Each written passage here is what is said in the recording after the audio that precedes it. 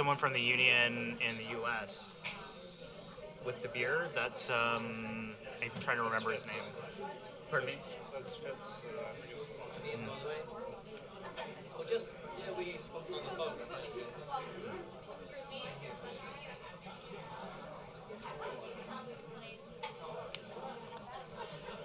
So it's certain.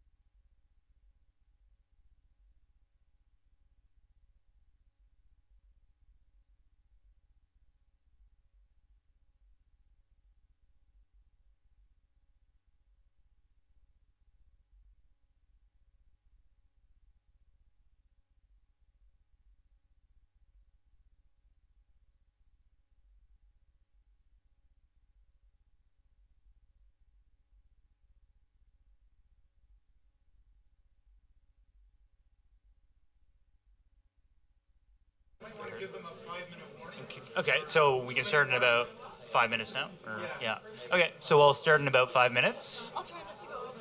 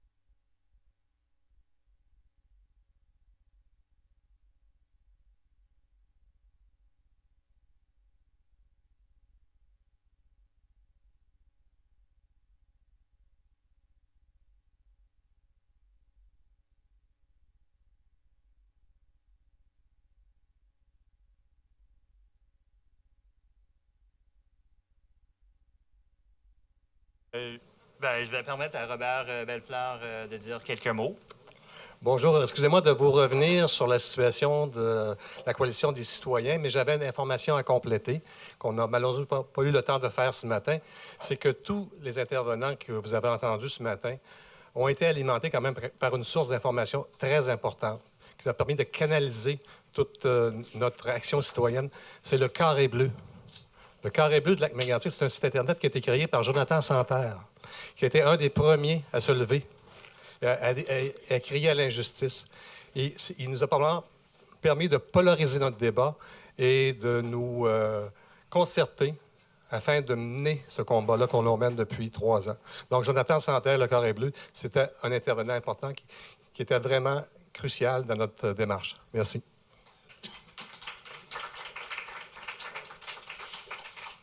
Okay, can everyone hear me okay here? Is this close enough? Yeah.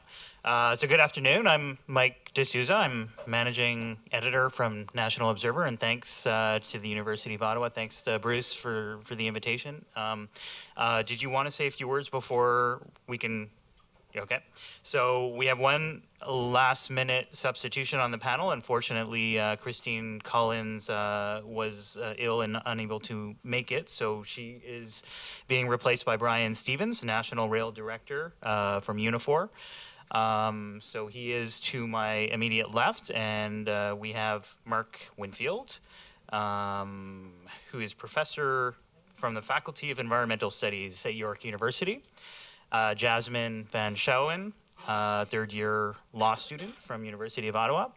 And finally, Ian Naish, former director of rail and pipeline investigations from the Transportation Safety Board of Canada. So I think we'll start with a short presentation from each of the panelists. We're here to discuss changes to the regulatory regime since Lac-Mégantic. We're trying to answer the question, have we identified the fundamental causes of the tragedy, and have we made the necessary improvements that needed to be made? So starting from left to right, I guess I will invite Brian to get us started off. Okay, wonderful. I want to thank Bruce for the invitation and last minute stand-in. I was in Calgary last night, and Bruce sent me an email and said, hey, can you redirect your flight and come into Ottawa? So here I am, a little bit weary, so hopefully my presentation is somewhat coherent. I know I have lots of slides, but not lots of words, but I think it will assist us in dealing with this question. I also want to thank the citizens from Lac-Mégantic who are here this morning on the first panel. Incredibly powerful. I appreciate your openness and your sense of community as well, and your struggle in seeking for a public inquiry, and we join you in that call for a public inquiry. So my background quickly is not only am I the National Rail Director, I'm a rail mechanic. I apprenticed in the rail industry. I worked at repairing freight cars. Anything behind a locomotive, that was my job, and for 16 years, I worked in the air brake shop at the railway that I worked at. So on the morning, when the news broke of this fiery train derailment, I had just been on the road doing some ratification meetings. I think it was with VA Rail at that time. And I woke up in the morning and I kind of poured my coffee and I looked at this scene and I said, well, that ain't Canada. That can't happen in North America because our brake system won't allow that to happen. And so when it was, then, it came out that it was Lac-Mégantic. So I got on Google Maps, where's Lac-Mégantic? No, but Quebec is, somewhere else. It's got to be somewhere else. And sure enough, it was. My heart sank, not just for the community, but for the industry itself and for everybody who works in the industry, either directly, but also indirectly. The Transport Canada inspectors, many good people, TSB people who work in the shops and the factories, making, repairing those locomotives and freight cars. And it was crushing. But I think, just by way of introduction, hopefully this, is it enter? Enter? Right arrow. Let's try that. Okay, so our, oh, shit, see, I already gave it away. So I just want to give you an idea. We represent rail workers across the country at all of the major railways, the Class 1 railways, as well as the regional railways. And we work on board, and we work in the rail shops, and in some cases, we actually represent locomotive engineers. But I think the question that was asked earlier about, and I think there was a comment about, you know, the governments are at the knees of the industry, of the railways, and nothing's changed. The railway barons are still here, stronger than ever, and that's my message. These railway barons here, and it's now, you know, that's Claude Mongeau, and Claude's is now as retired, and Luc Jobin is now the president and CEO. But nonetheless, the railway barons continue to exist and continue to drive the industry and the government. And how they do that is through the Advisory Committee of Rail Safety. I'm a member of the Advisory Committee of Rail Safety. And it's interesting that this is designed and came out of the Railway Safety Act Review many years ago. And this advisory committee includes the industry, the unions, Transport Canada, communities and suppliers are part of it as well at times. And this is supposed to ensure safe rail operations and ensure that the rules that are in place are in the public interest. And that doesn't, we have good discussions, but as soon as the industry leaves the room and don't get what they want, they end run Transport Canada, they go right to the minister, do some arm twisting, get whatever rules changes they want, because they're rules, they're not regulations. So there is a Railway Safety Act review coming up in 2017, probably the only announcement I think that Marc Garneau made that I probably was in agreement with. And it's coming up in next year. And one of the things we'll be advocating is the railways are no longer allowed to write the rules. We want regulation, enforceable regulation. And we want Transport Canada officers out there enforcing the regulators the same way we see in our provinces here in Canada, where the Ministry of Transport are ensuring that the trucks that are on the roads are safe, ensuring that the cars that are on the roads are safe. And we want those regulations applied the same way.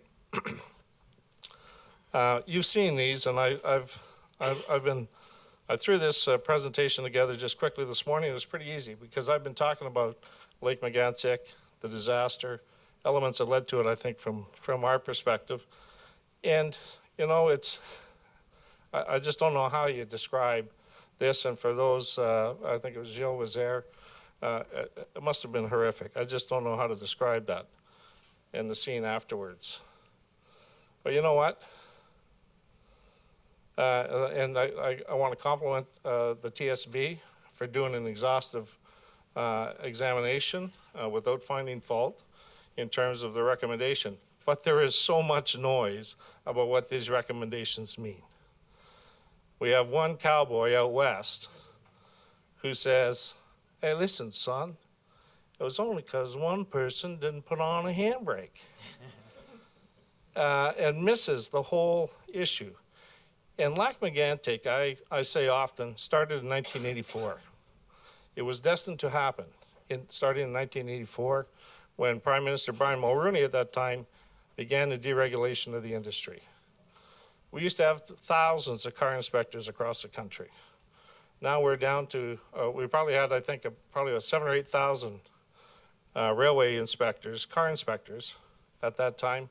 We're down to less than maybe 2,000, all the railways, all in. The railways write the rules, and then they can apply for exemptions to those rules.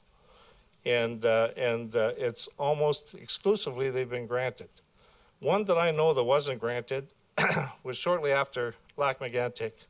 CN Rail wanted to run trains from Symington Yard out to the west end of the city. Symington Yard is in the middle, in the heart of Winnipeg. And he wanted to get those trains out of the city without an air brake test done on those cars. And Transport Canada was in a position where they were going to allow them. The unions put out so much pressure at the advisory committee and the minister, and got the city of Winnipeg involved, that CN withdrew that application. But can you imagine that they wanted after Lac-Mégantic. They wanted trains to exit Symington Yard, go 11 kilometers all the way through the heart of Winnipeg, and do the brake test once it got out the west end of Winnipeg. So there is a lot in these these rulemaking rules that we need, our rulemaking process that we need to deal with. But Lac-Mégantic, there was a forewarning to that. Calgary, only just a month or so prior to that, had the Bonnybrook Bridge, right, disaster and those tank cars. So there was a precursor to that. There was, within a reasonable period of time. Mayor Nenshi started raising the alarm and saying, we want to know what's going through our communities. So that was the Bonnybrook Bridge. Shortly after, we had a train derailment in Gainford, Alberta. Tank cars exploding. Then in Alabama, in Pickens County, Alabama, same Bakken crude oil train derailed in there. There was fiery. This year was November 3rd, a few months later. There was a very similar situation. Castleton, North Dakota.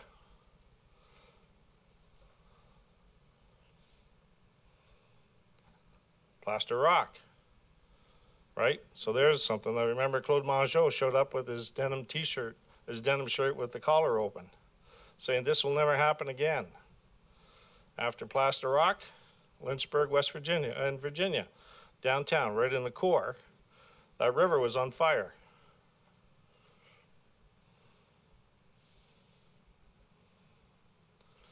Then in Wadena, Saskatchewan, after that, we had another explosion, fiery train derailment. So then we got these folks who say, listen, when the solution was we're going to have improve SMS. That's what their solution was. And they said, listen, the audit of safety management system is not about going out and walking along the tracks or inspecting the facilities. It's about going into the boardrooms where the railway barons are to look at their paperwork. That's what their vision of SMS is. Has nothing to do with the hazards. Has everything to do with auditing. Then when he said we had politicians of all stripes saying this will never happen again, this will never happen again. I know this is probably going to be broadcasted, so I'll just say the first part of the word. I say bull. But you're right. There was never a runaway train with crude oil that exploded in the middle of the city and killed 47 people. I agree. But we have had lots of train explosions. We have had lots of runaways right in the hearts of towns. And what are the politicians doing? Not much. Not much at all. The chair of the Transportation Safety Board, good person. By all indications, very smart person.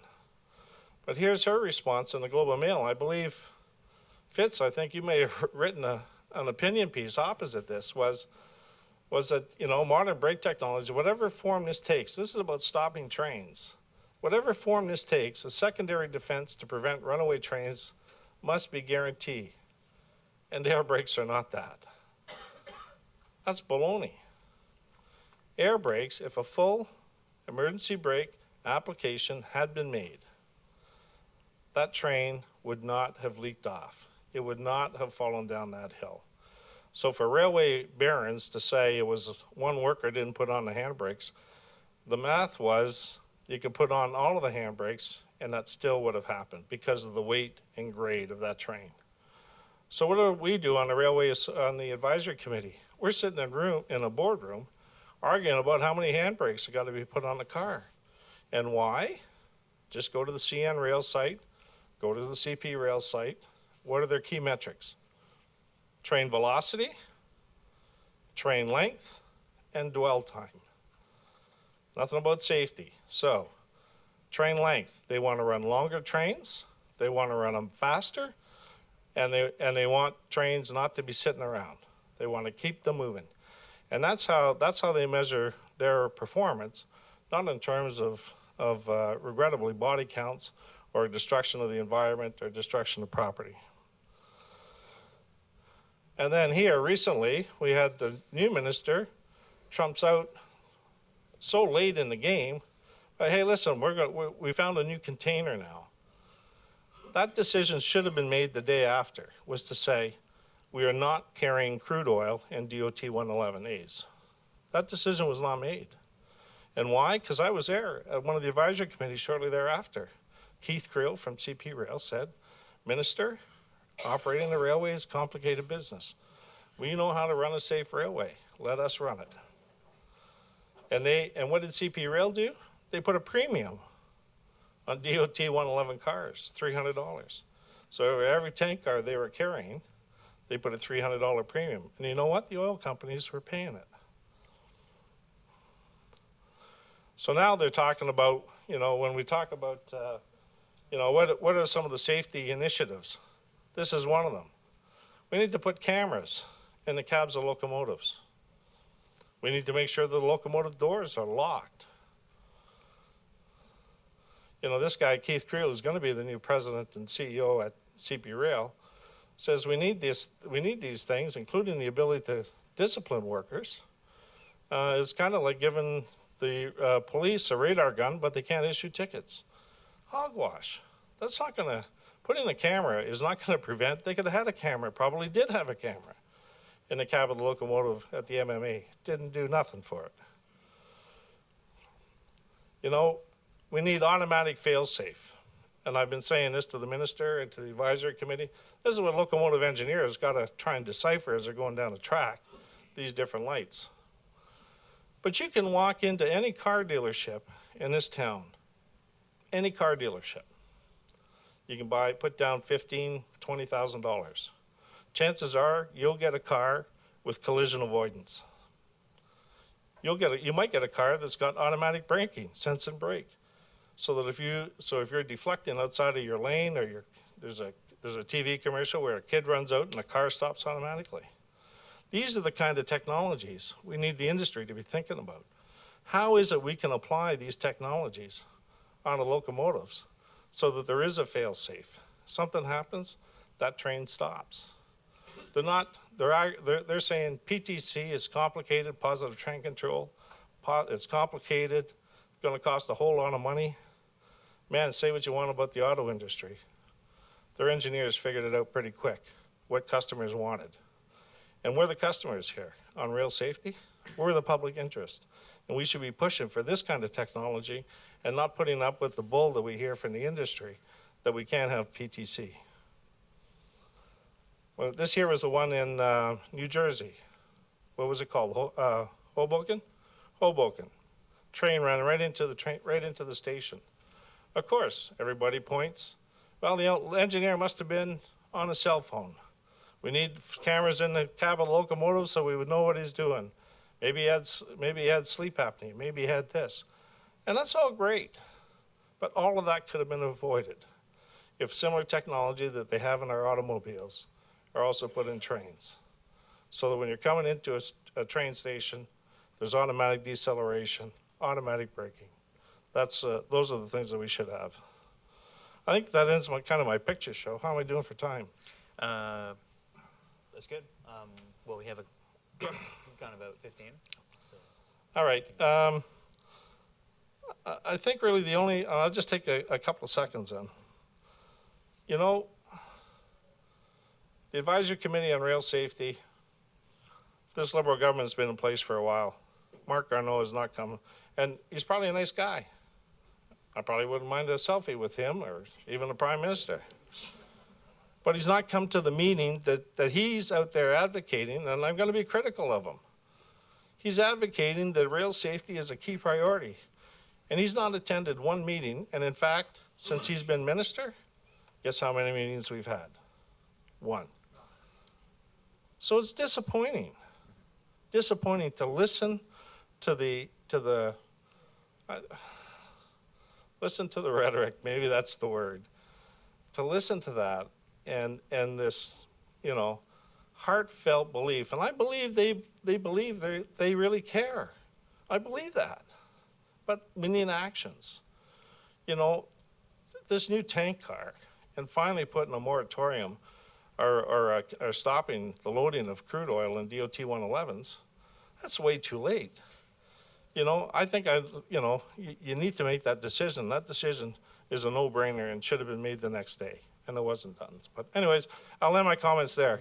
There's a lot more we can do in rail safety, and I think communities, citizens have a right to participate in the upcoming Railway Safety Review Act, and they should be pushing for real rules, real regulations, without exceptions, and enforcement. Thanks. Okay, thanks. Thanks, Brian. But as Mark is setting up, I'm just gonna fire a question of something that just occurred to me as I was listening to you, when you were talking about when the Transportation Safety Board chair, her recommendations. Did I understand correctly? You're saying that she's wrong about the brakes? Oh, absolutely. Absolutely. As a railway worker who spent my career, a good 16, 20 years of my career. Is this thing on? 16, 20 years working in air brake shop and understanding, the technology that operates air brakes and how they work. And then again, as my years when I apprenticed in railway yards, even when the trains pulled in to the rail yard, they always dumped the brakes. Always put on an emergency brake application or a fully automatic application. And the key reason for that was to assist us to make sure that the brakes were working on every car when we were doing our inspections. Someone mentioned earlier, I think it was, it might have been Nicole, I think, said earlier, was that, I don't know, maybe it was Robert, said right? About that 10 seconds means 15 minutes later. And because they put the 10 seconds to make the brake application, when you have to pump air into the train to have the brakes come off. And that 15 minutes is going to impact their metrics of train velocity and speed and dwell time. And that's what it is. They do not, and I said at the advisory committee, and the railways are adamant, they do not want to slow those trains down. And the ministry, and I'm not saying TC themselves, they know what's up. Most of them are railroaders by themselves. They know what's up. The gig is up, is they don't want to impact on slowing the trains down. And you know why? Because they buy the story that the railways are the backbone of the economy, and that's what drives our economy, and you can't slow it down because it's going to impact our economy. Thanks. So let's continue this after Mark Winfield. Great. Thanks, Mike. So I want to start by thanking Bruce Campbell for pulling all this together, and I also wanted to thank the citizens of Lac-Mégantic for sharing their stories with us this morning. I remember that weekend. I remember hearing about the accident and the reports that there were 47 people missing, and then there kept being reports that 47 people were missing, and I kind of come to the realization they're not going to find them, that they're gone. And the sort of realization that the scale of what had happened, which to this day continues to shock me, that there was never a case for one to be this had to be it, for all kinds of reasons, for policy reasons, but all for human reasons as well, in terms of acknowledging the scale of the impact consequences. And this was a disaster, I've argued before, and this was an incubated disaster. That there were factors at work here for some time, changes in railway operations, particularly the role of short lines, but also the unconventional oil phenomena and the extent to which it completely overwhelmed both the regulatory infrastructure on both sides and the transportation infrastructure on both sides of the border. Just completely outstripped the capacity to think about what the implications of this were and what the potential consequences were. So in approaching this, I apologize for the state of my voice today, I'm mostly going to focus on the safety management system dimension of the regulatory regime, but just to put some context around that, we have to understand this is a very complicated regulatory regime. It took me some time to figure out how this actually works, because there's about 5 or 6 layers of things going on here that there is a set of Transport Canada prescribed operating rules and standards for railways. Brent said that then there's a set of company rules, which are developed by the companies and then approved by Transport Canada. There are the safety management system plans, which are again developed by the companies and then audited by Transport Canada. There's a separate set of rules for transportation of dangerous goods. There's another layer through the Canadian Transport Commission, which used to be the overall regulator, but now basically is the insurance regulator, and it sets the insurance requirements. And then the Transportation Safety Board comes into this in accident investigation context. And then the extent to which there's much oversight of what Transport Canada does, it comes from a combination of the TSB's work, and then the Auditor General has been quite good on this as well. They were in relatively early, around 2008, mostly on the air side and safety management systems. They're mostly focused on the air part. I have to admit, I kind of wondered if that was where the wheels were going to fall off first. But the extent to which there's any sort of detailed oversight and public reporting of Transport Canada's performance is coming from Auditor General and Transportation Safety Board. There have been some updates to the regime. There was a round of amendments to the Railway Safety Act in 2012 that came into force in 2015 that mostly reflected the fact that when the safety management system regime was first introduced, the safety performance of the railways actually went down and got worse, not better. But the response to that, at least initially from everyone, was to kind of double down on the SMS model and try and reinforce its implementation. That came from parliamentary committees, it came from advisory committees, it came from TSB itself. There was a second round of Railway Safety Act amendments in 2015, just before the election. They clarified somewhat the rules around the ability of the minister to give orders to the railways. The Act does allow for ministerial orders, but they are subject to incredibly complicated appeal provisions, and that anything the minister orders is automatically stayed if the company appeals it. So it's a very, it's not exactly a robust regime, to put it mildly.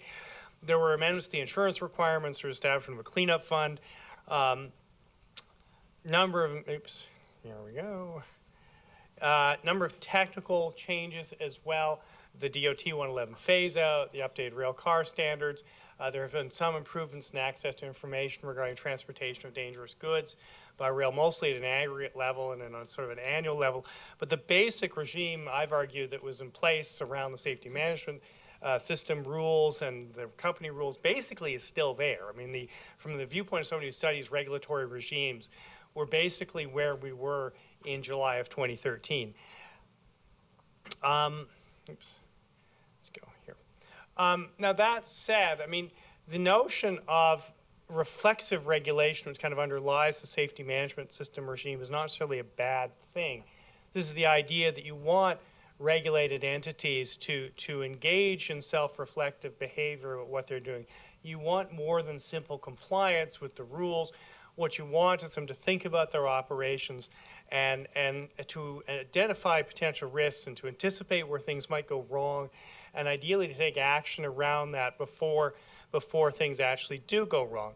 What's happened here, though, is that dimension of the system, and in particular the notion that we get companies to establish internal management systems as a way of achieving those kinds of outcomes, has kind of come to sort of define the regulatory approach of the federal government. Just about everywhere, it's the frontline regulator. So we see this in Transport Canada, with aviation, with rail, with marine, but you see the same basic model, for example, around food and drug safety at Health Canada and the Canadian Food Inspection Agency, where again we're looking to companies to establish management systems, and then less and less effort is put by federal agencies on actually looking at what's going on the ground in the field, and more effort put into effectively what are paper audits of the report on the management systems and the documentation of the management systems the companies have set up. Mike McBain of the Canadian Health Coalition came with this wonderful, this was in the context of the listeria outbreak and the Canadian Food Inspection Agency, but I think a kind of wonderful sort of summary of this whole approach is we replaced a culture of safety with a culture of risk. We've replaced proactive regulation with industrial self-regulation.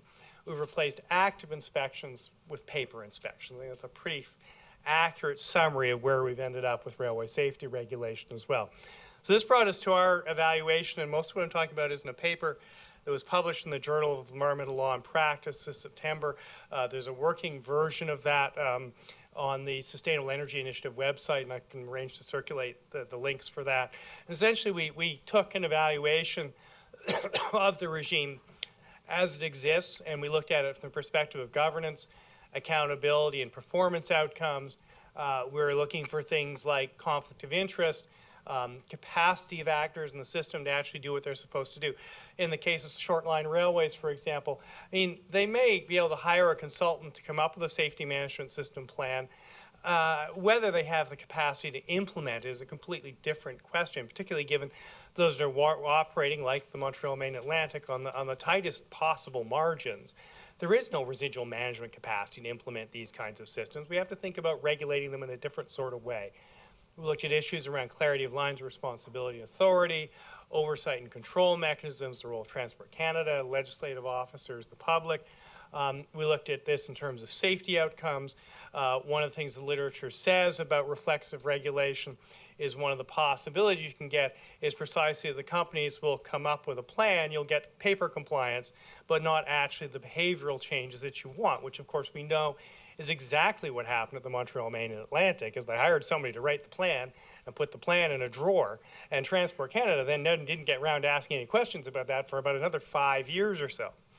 So our primary conclusions here were that there were very significant policy choices about safety versus efficiency, which were being embedded into the company rules and into the safety management system plans, which there's some question, is that appropriate for the railways to be making those choices themselves? Sure, they need to be made in a more open way. There are very serious accountability gaps given that the safety management system plans are considered third-party records for the purpose of the Access to Information Act, so nobody can see them. The public can't see them, the media can't see them, Auditor General can't see them because they're third-party information.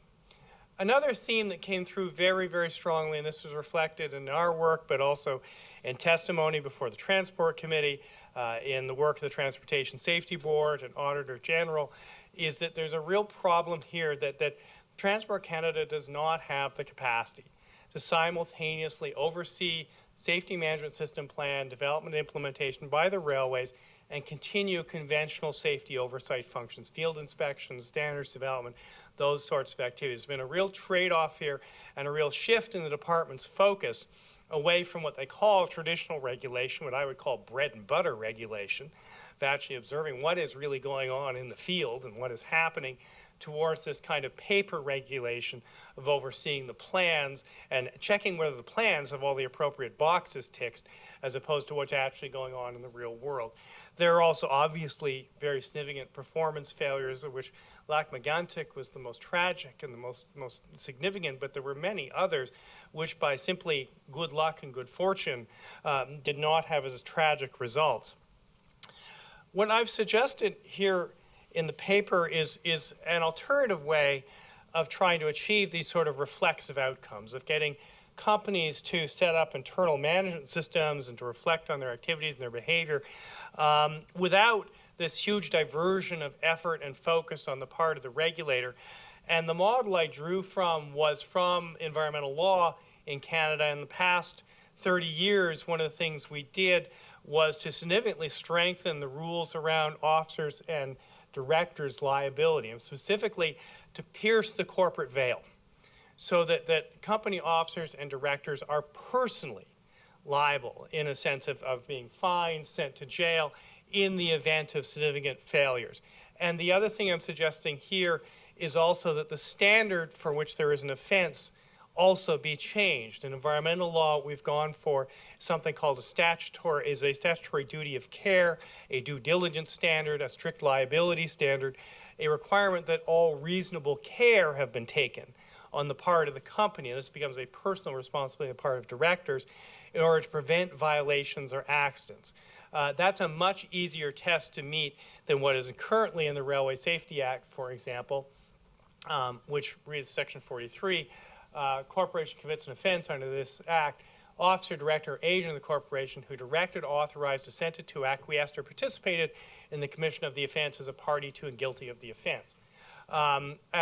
We looked at the case law around this.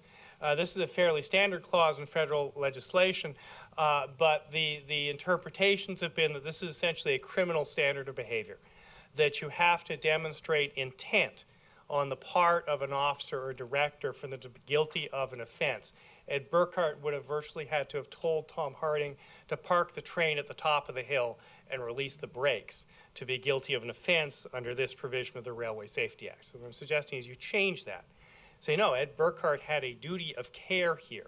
He had to make sure, unless he ensured that his company exercised due diligence, that it took all reasonable care, that it made sure that people were trained properly, that they had the proper equipment, that systems were in place to make sure the track was maintained and the other infrastructure was maintained, then they would be guilty of an offense, which we have lots of case law of those sorts of offenses, and environmental law. That would, I think, a much, much stronger incentive on the part of companies to establish internal management systems to make sure these sorts of things are in place. This is exactly what we've seen in environmental law over the past 30 years, is you get the internal environmental management systems being established and overseen by the companies without the regulator having to divert resources away from day-to-day bread and butter operational oversight, field inspections, all the sorts of things that a regulator needs to be doing. Here we go. So the bottom line is remove the safety management system plan requirements from the formal regulatory regime, replace them with the statutory duty on the part of railway company officers and directors to take all reasonable care to prevent violations of the Railway Safety Act, introduce a general offense provision into the Railway Safety Act as well, which does not exist at the moment. It's much more specific. And all of this, of course, is only part of a puzzle. Part of what's also required is a vastly more active enforcement regime on the part of Transport Canada. When we started doing this research, we were shocked to discover that in the 20 years before the Lac-Mégantic accident, there had been a grand total of 8 successful prosecutions under the Railway Safety Act. By no measure is that a credible threat. If you're not complying with the act, that you're likely to be prosecuted. And most of the fines of those 8 were in the couple of tens of $1,000s kind of range. Like, this was not a credible threat in terms of the behavior of the regulated entities. So that's what I've proposed. I've sent it all off to the minister. I have yet to get a response from Mr. Gonneau, and we will see where we go from there. Thank you very much. Okay. Thank you, Mark. Okay, thank you, Mark. And as Jasmine sets up, maybe I'll follow up by asking you, Mark, when you talked about, like, I guess the general offense provision, could there be other ways to integrate other existing laws like Transportation of Dangerous Goods or Fisheries Act? I mean, are those provisions strong enough if you wanted to prosecute an officer of a company? Or well, you've got the same around officers and directors.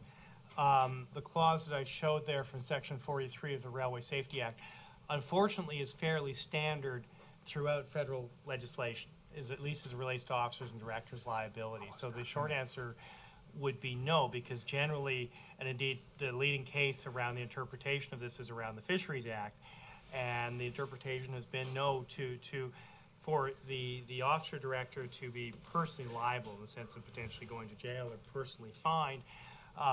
It is a criminal standard of behavior that has to be established, that there has to have been a guilty mind, mens rea, as opposed to simply a failure to have exercised due diligence. so that would mean then these other laws, and I guess including like even in other sectors, whether it's food or NEB Act, that all of these should be modified. Well, I'd have to look at them individually, but my understanding is that's from the research my student did. That's a fairly standard clause across the board. Certainly, that said, I would say the Railway Safety Act would be a very, very good place to start, given the particular circumstances around Lac-Mégantic and the extent to which we precisely saw the operational level employees charged and the officer and director level people so far get away scot-free. Okay, thanks, Jasmine Van Schouwen.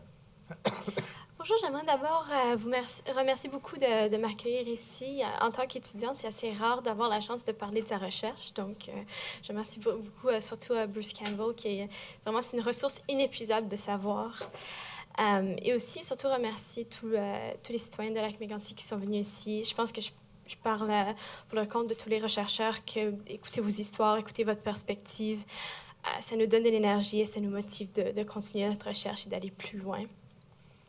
So I'll switch to English now. So my work with Professor Campbell basically consisted of comparing regulatory failures in the case of Lac-Mégantic and the Fukushima Daiichi nuclear disaster. And my starting point was... Okay. I've heard a saying in the nuclear regulatory context that it's impossible to truly glean lessons learned from nuclear disasters because each disaster is unique and the result of a very specific chain of events. So once you have lessons learned and they're adopted by operators, they may prevent an event that unfolded like the previous one, but they won't prevent the next event because it will be the result of a different chain of events.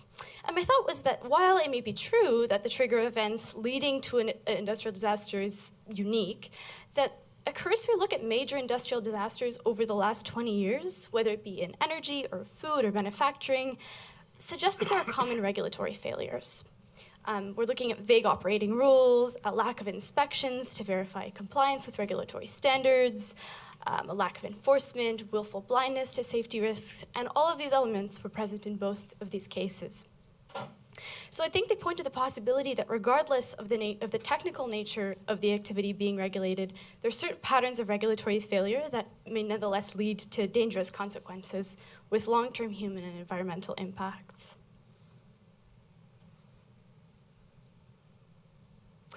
So just a quick overview. We've already talked a lot today about the fact that the Canadian context is a little bit unique in that it involved a government adopting a clear, explicit, overarching, and ideologically driven policy of deregulation. This isn't paralleled in the Japanese context. I have some quotes on here about, the government really perceived regulation as an irritant for business, as something that's a cost, that doesn't really have any advantage. It's red tape that needs to be reduced. And I just want to point out, like I said, that this wasn't paralleled in the Japanese context. However, deregulation benefiting economic interest at the cost of public health and safety is a well-recognized pattern in the Japanese regulatory environment as well. There's a continued preference for ex-post compensation over preventative regulation. You have a much more consumer-friendly environment for regulatory negligence lawsuits, but weakened regulatory structures, and this has been starting back from the 1980s. You may be familiar with the events at Fukushima Daiichi. I'm just going to give a quick overview of what the actual technical causes of the event were because they're relevant to considering the regulatory failures. So on March 11, 2011, Japan was struck by the largest recorded earthquake worldwide since 1900. And that day, and it caused a powerful tsunami. And that day, 3 of the 6 reactors at Fukushima Daiichi were operating when the earthquake hit.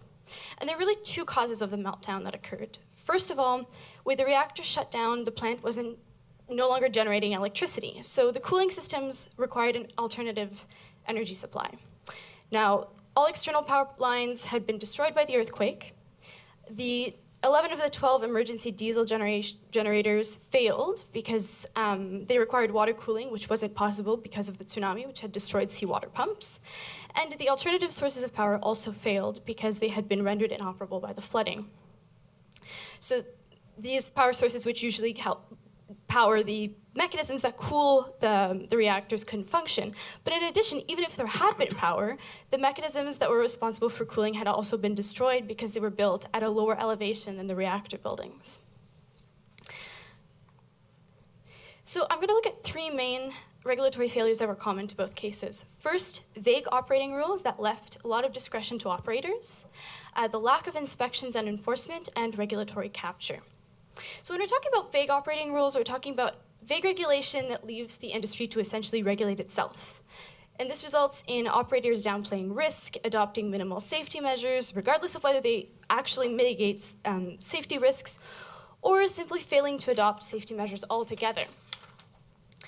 So we see also the adoption of objectives-based regulatory models that set performance outcomes without specifying the actual regulatory requirements to meet them. So you see words like reasonably or significantly, and these are left to be defined by the operators so that they're the ones who ultimately determine what measures need to be taken to counter risks. In Canada, the best example of this was Rule 12 of the Railway Operating Rules. So I've got it up here. You'll see there are two interesting points about these rules. First of all, you should note that it leaves, I'll read it out. When equipment is left at any point, a sufficient number of handbrakes must be applied to prevent it from moving. Special instructions will indicate the minimum handbrake requirements for all locations. So first of all, this doesn't set requirements regarding whether air brakes should be set. It doesn't set how many handbrakes should be set. It leaves it to the special instructions to determine this. And it's important to consider that the term special instructions doesn't refer to regulatory rules or regulations, but to the instructions adopted by operators themselves in their safety management systems, as we've just heard. So it's essentially left to the operator to determine the number of brakes and the types of brakes to be applied. In this case, the operator chose to forbid the train operators from using air brakes. And we see a similar pattern in the Fukushima Daiichi case. Until 2006, the regulatory guide for reviewing safety design of light water nuclear power reactor facilities set no regulatory standards for tsunami safety. So it had a quick catch-all clause that talked about other events, and that you had to consider other events, but nothing specifically about tsunamis. When tsunami safety was finally mentioned explicitly for the first time in this regulatory guide, it didn't clarify the level or type of protection against tsunami threats that operators were required to meet, or the steps that they should undertake to protect plants from tsunami risks. It used this quite vague sentence. It says, safety measures of the facilities shall not be significantly impaired by a tsunami. So this wording is comparable to the objective-based regulatory model that we note in Lac-Mégantic. So it sets a performance outcome without specifying the safety requirements and leaves a great deal of discretion to the operators to determine the measures they would take to counter tsunami risks. And in this case, they effectively took no measures before the accident. Now, this is coupled with a pattern of lack of inspections and lack of enforcement. So we're talking about patterns of lax inspection and non-enforcement, rare or incomplete inspections, but also the practice of overlooking breaches of operating rules, and when violations are found, not imposing regulatory sanctions on operators. Transport Canada's move towards safety management systems involved a shift, as we've heard, from a traditional approach of regulatory oversight, where the regulator inspects railway companies' compliance, to a system where the regulator is focused on just assessing the implementation of safety management systems. This, combined with the lack of resources available in the Transport of Dangerous Goods Directorate, meant that there were very few inspections. We see the number here. Also, there were very few inspectors as well. The number of tank carloads of crude oil per inspector was 4,500 in 2013. So think, as an inspector, how are you going to inspect 4,500 tank carloads of oil? It's quite impossible. So although there were very few inspections, Transport Canada still found many violations, and we've talked about these earlier, so I don't need to go into them in great detail. Although the TSB report didn't specify the number of violations, it specifies the type of violations. You can tell that there are repeated violations of the same variety coming back over and over again, and they demonstrate a pattern of repeated and sustained noncompliance on the part of MMA. And there's also some there's also some more stories that we've heard from, for example, Joseph Hussler, the mayor of Farnham, where MMA was headquartered, told stories about how the tank cars filled with crude oil were detaching from MMA's trains and rolling through the town's main street.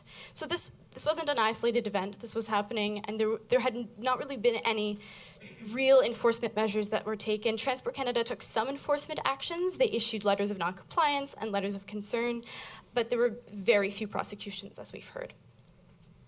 There's a very similar pattern in, oops. I'm missing a slide. That's okay. In the case of Fukushima Daiichi, inspection data wasn't provided in the Japanese DIETS report, but the report underlined the rarity and poor quality of inspections. According to the report, the Nuclear Regulatory Commission was in the habit of not carrying out inspections of the operator's premises and would often defer the responsibility of inspecting to the operators themselves.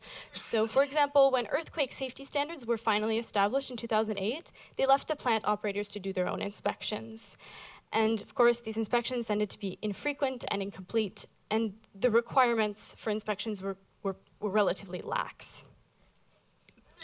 The last common trend that, I should also mention as well that there had been grave violations on the part of TEPCO as well. TEPCO was found to have falsified safety inspection reports. Its seismic safety facilities didn't meet the 2006 guidelines. It failed to inspect many pieces of equipment. It fabricated repair reports in 2002. And the maximum fine for this kind of action would have been 100 million yen, but TEPCO never paid any fines. TEPCO also faced no regulatory sanctions when it didn't complete seismic back checks. And these seismic back checks ended up not being ever done before the accident. Finally, there are two types of regulatory capture that I'd like to talk about. So regulatory capture, for those who don't know, it's a state of affairs in which regulators tend to identify with the interests of the regulated industry over the obligation to regulate in the public interest. And this results in an underestimation of risk and the adoption of unsafe practices by the industry. There are two main mechanisms that allowed regulatory capture to occur in these cases. First, there were powerful lobbying and industry involvement in drafting regulations.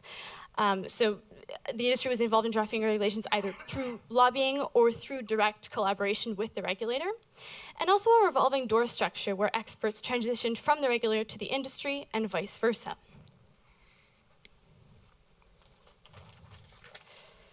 So the issue of powerful lobbies, when we're talking about this, we're talking about operators that are able to influence regulatory decision-making. The influence is exerted informally or through collaboration with regulators, and what we have is essentially operators writing their own regulations. In the case of Lac-Mégantic, we've already sort of heard about this, but in the months leading up to the accident, industry lobbyists fervently advocated against new safety measures for the transportation of dangerous goods. They appeared in front of Senate committees they were saying, there was one quote where one senior industry executive said, "There's no need for further requirements for Transport Canada to do any more than what they currently do." Also, in the year leading up to the accident, representatives of the railway lobby, the Railway Association of Canada, met 21 times with 30 civil servants and members of parliament. A great example of this, of the impact of this kind of regulatory capture, is Transport Canada's decision to continue allowing the use of .111 tank cars, which were not appropriate for the transport of highly volatile crude oil. So when MMA first sought permission from Transport Canada in 2009 to operate, I lost my. And as well, I'll use the example of a single-person train operation, because I think that's also a good example. When MMA first sought permission from Transport Canada to operate with one-person crews, department officials at the Montreal office opposed this request due to the company's history of safety violations and the warnings issued by the Transport Safety Board regarding one-person crews. So the Transport Safety Board had done an analysis that had concluded that using single-person crews increased the risk of runaway equipment due to employee fatigue and the impossibility of verification by another crew member, which was known to reduce error rates.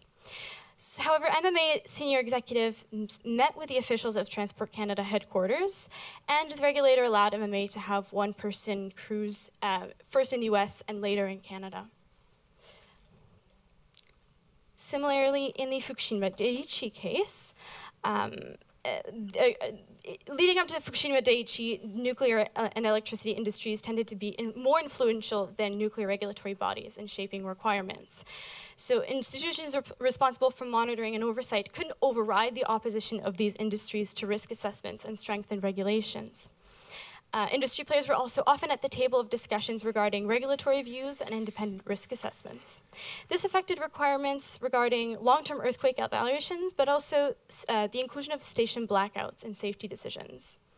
So the Nuclear Safety Commission's safety design guide stated that a station blackout lasting many hours, so like what we had in the case of Fukushima Daiichi, where there was no source of power to fuel the cooling systems, this did not need to be taken into consideration in safety designs. So following the implementation of SBO considerations in the US in the 1980s, the Nuclear Safety Commission considered including SBOs in Japan's guidelines, but no revisions were made at the time of the accident, and this was due to fervent resistance from operators regarding the inclusion of SBOs in safety designs. When the industry approached NISA with these concerns, the regulator informed them they could exclude SBOs at their will. Finally, we've got the issue of revolving doors and what the term descents from heaven, which I'll talk about. It's the Japanese expression for this kind of activity. So we're talking about the movement of regulators to industry that are attracted by high-ranking lucrative positions, which creates a class of regulators concerned with appearing friendly to industry in order to prepare their exit from public office. There's also the movement of industry experts, even with the best intentions, into regulatory offices, which imports a culture of profit-driven efficiency, regulation slashing, and regulation bargaining. So in the case of Lac-Mégantic, according to one former senior insider with Transport Canada, almost all the regulators, rail safety experts, and operations staff were hired from the railway industry. So this means that ex-industry members tended to fulfill their mandates using the industry's operating culture. They would view safety issues from an economic perspective, they would seek to make regulation as unobtrusive as possible, and as a result, they contributed to patterns of non-enforcement and deregulation.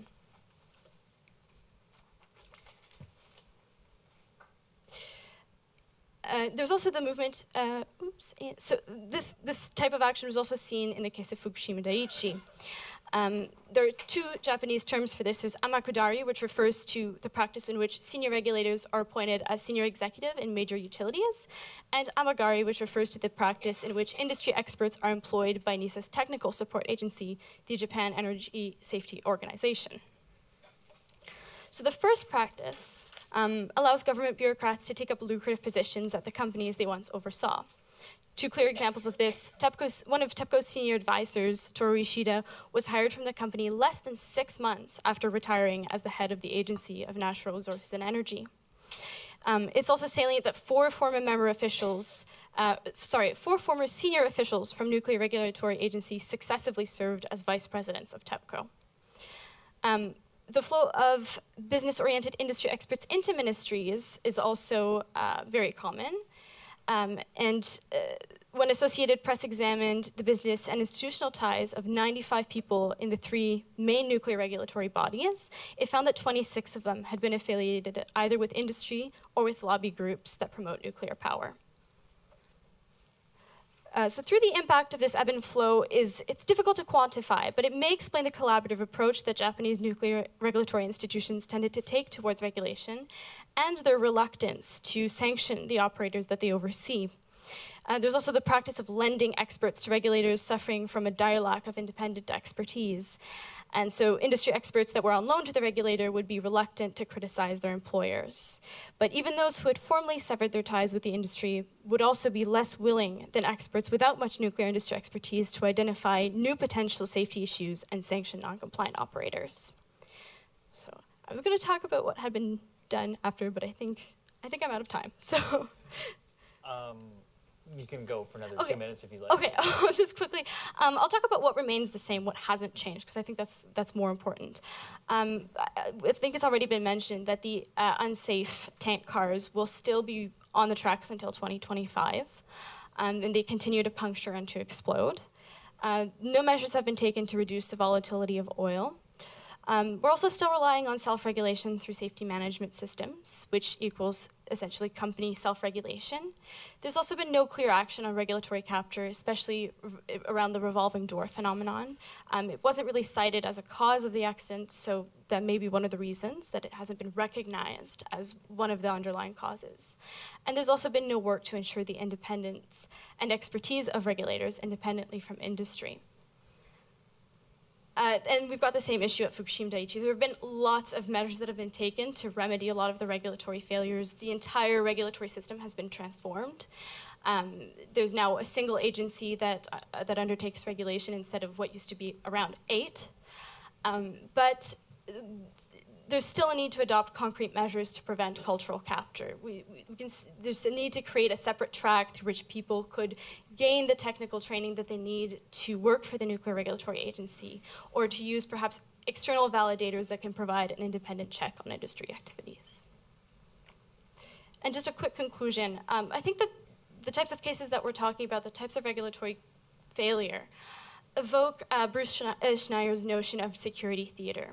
And this is the practice of investing in countermeasures to security threats that intend to just provide a feeling of security without doing anything to actually achieve it.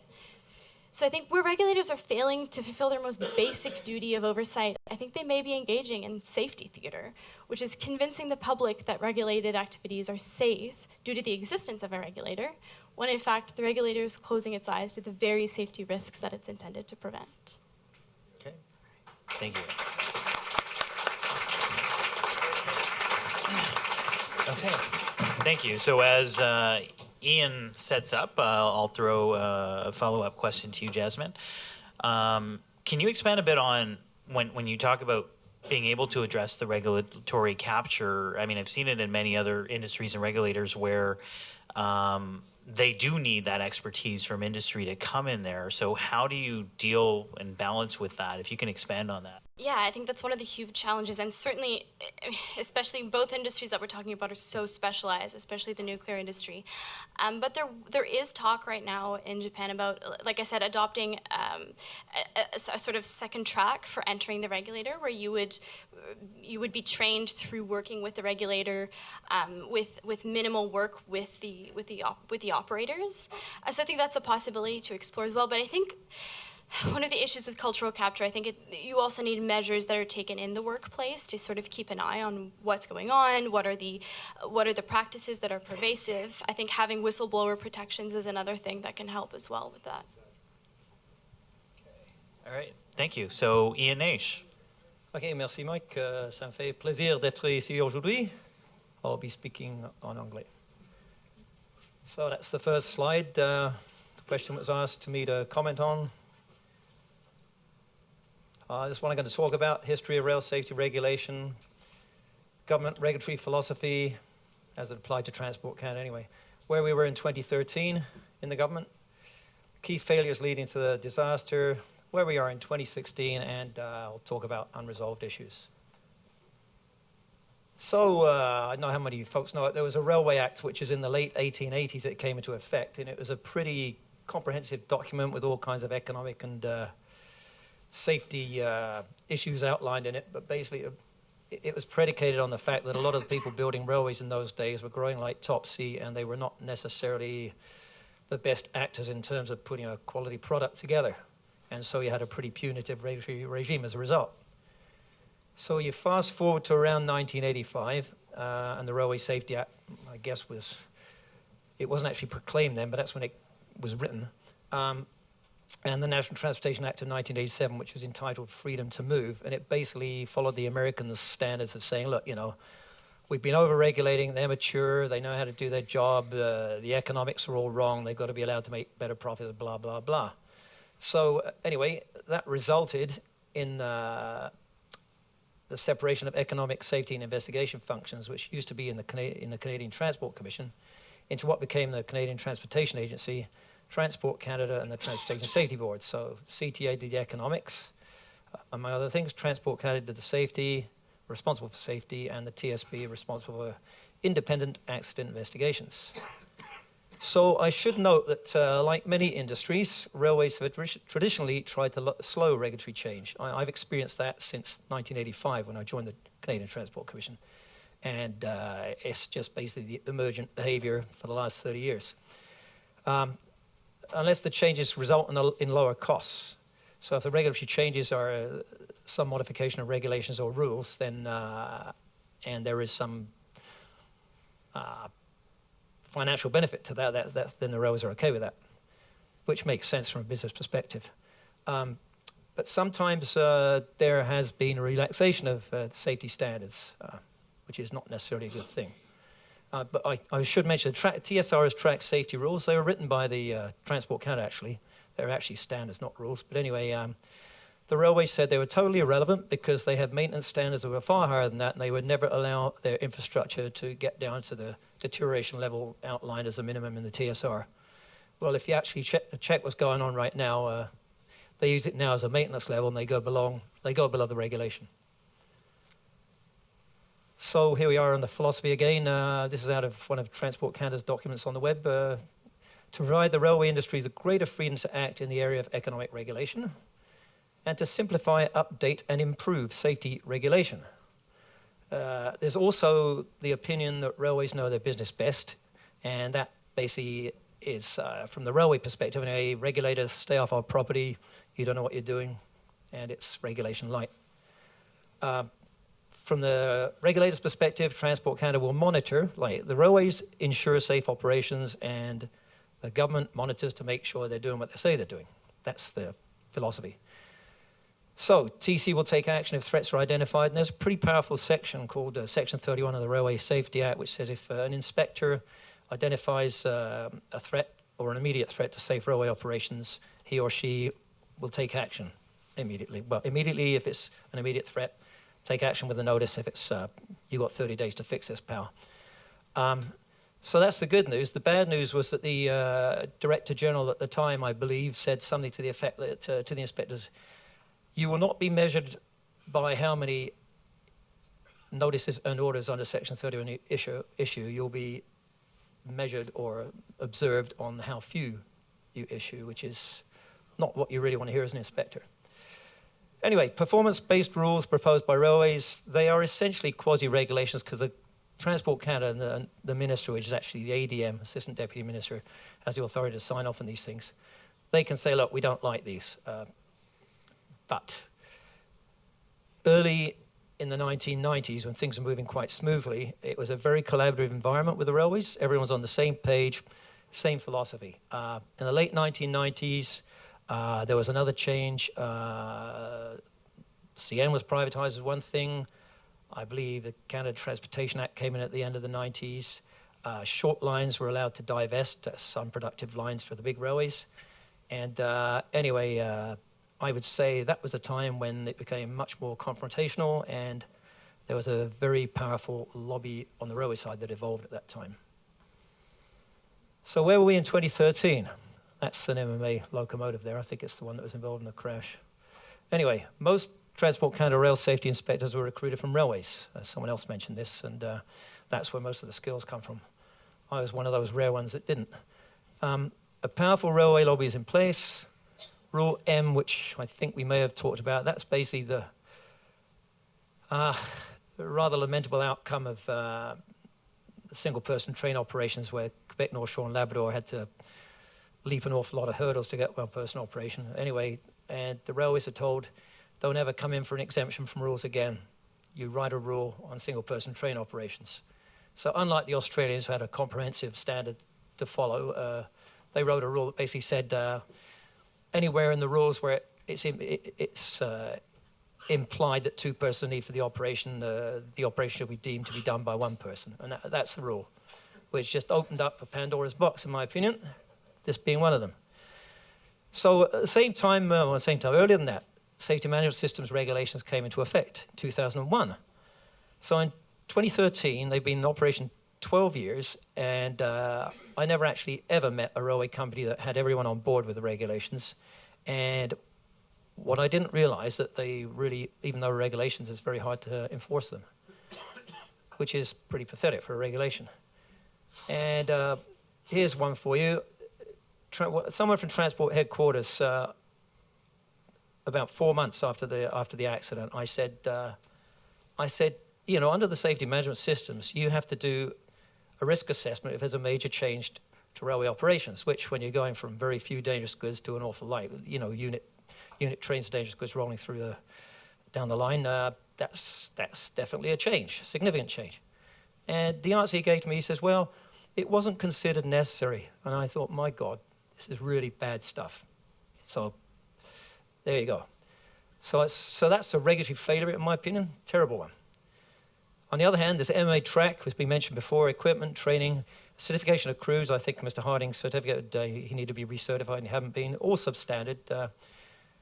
Their SMS was incomplete, they had an overall one, nothing else. I mean, this is a sign of a very, very bad operation with an awful safety culture. So despite this, TC allows single-person train operations to commence. So the key failures are Rule M introduction in 2008. You know, that should never happen the way it happened. Safety management systems 2001, even now they're still a work in progress as far as I can figure out. Complete failure of MMA as an organization to assure safety. And I guess I might mention this later, but you know, TC had been very, very slow to introduce new regulations. I mean, it's an access control and that's still been languishing for, oh my God, probably 20 plus years anyway. And anyway, incremental relaxation of rules towards performance-based rather, and that's been talked about, the sufficient number of handbrakes, but there's other examples of that. In Trans-Railway safety cultures, there's a professor called Westrom who talks about safety culture, and it's fascinating. He talks about three kinds: pathological, bureaucratic, and I forget what the other one is, but the other one's very rare because it's generative, I guess, where you actually generate ideas to improve safety. Bureaucratic is staying one step ahead of the regulator. And pathological is going to denial and say everything's okay and you don't have to do anything extra. Anyway, so I thought maybe transport had a safety culture issue as well because there was a lot of denial there and there was the regulatory capture and all that sort of stuff. In some cases, I wouldn't say all because they've got a lot of very good inspectors, don't get me wrong. But then did Transport Canada decision makers listen to staff? And this has been spoken about before. Did they listen to lobbyists? And I think we know the answer there. So, why doesn't this work? I hope that's not the end of my presentation. Maybe my battery's dead. Hang on a minute. Where's the right arrow? Oh, it's gone. Is that it? Sorry.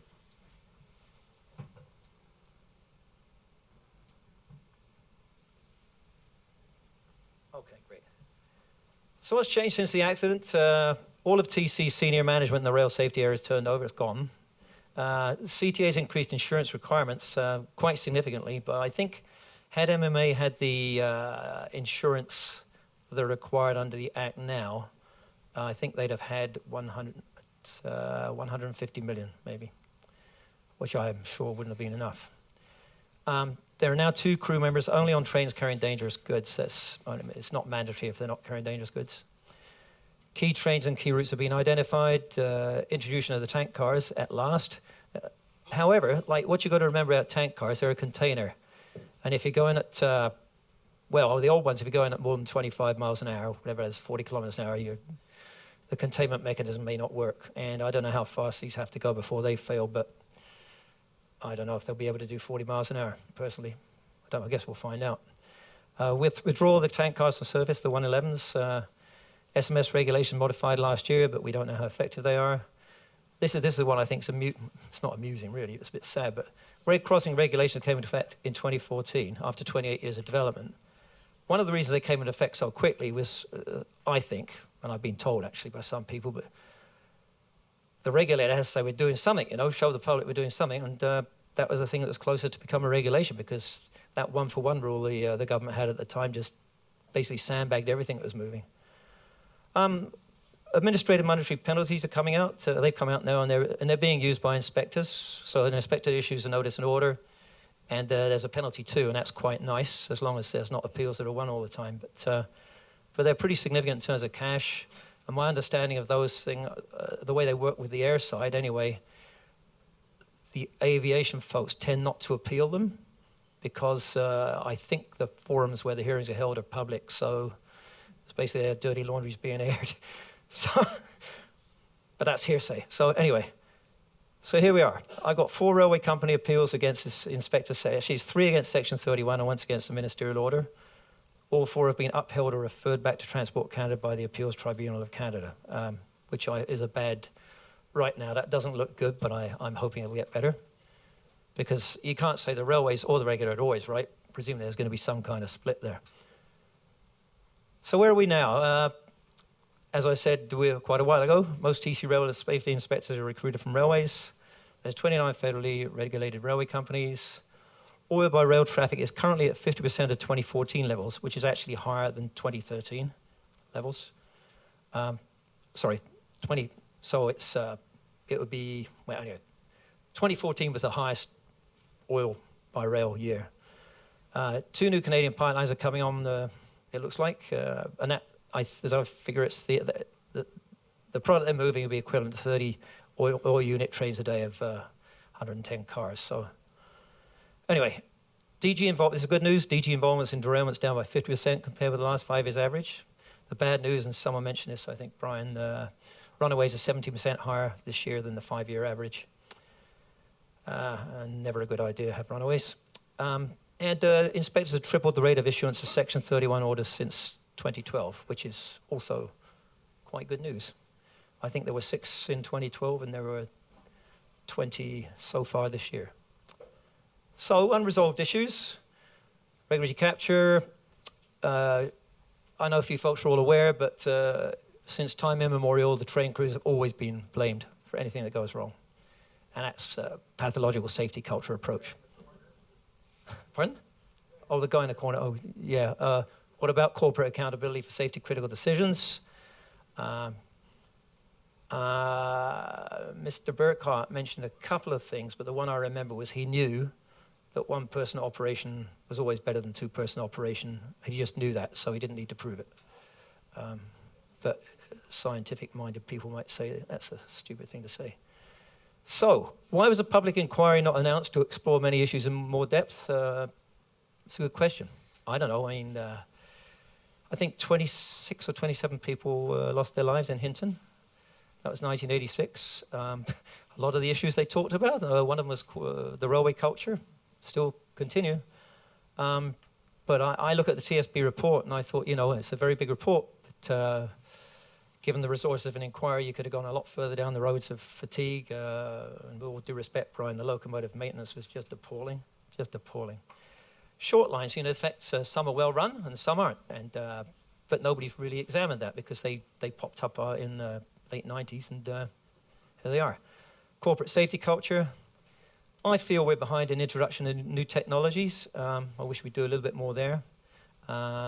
The effectiveness of Section 31 orders and administrative monetary penalties remain to be seen. I'm hoping they'll be good. And what can TC do immediately? Here's one for you. Remind the rail safety staff that when they get hired, when they join TC, they have to take off their railway hats and put on their regulators' hats. Most of them do, but you know what? There are some in very, very critical positions who don't. And that is one of the issues in this, what we're talking about today. Equivalent level of safety. If railways are going to remove a safety requirement, make sure you replace it with something at least as effective before you change. And use your regulatory teeth. Ensure strong staff response to lobbying to protect public interest. So get a bit more respect from the lobbyists. Use Section 31s and AMPs. Internally in TC, I see there's a need to improve internal communications and working relationships. That's like regions versus headquarters, and it's within the headquarters, and there's auditors talking to inspectors, slightly different nuances to that kind of work. And TC's done a fair bit of R&D work in the past, but you try and find that stuff. I think it's public information, but try and get it on the web. Okay, so finally, in my opinion, they haven't been completely remedied. And although lots of changes have been made, there's very big underlying issues. Merci beaucoup.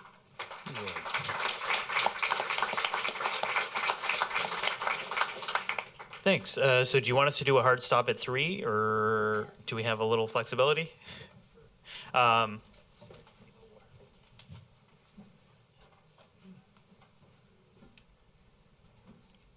Good.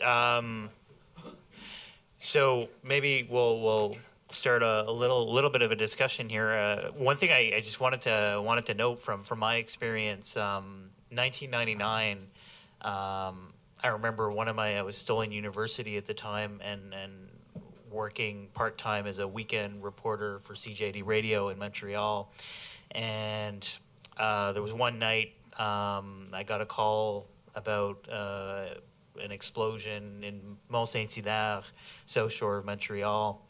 And there was a serious train derailment, explosion. I think there was one conductor who was killed in that accident.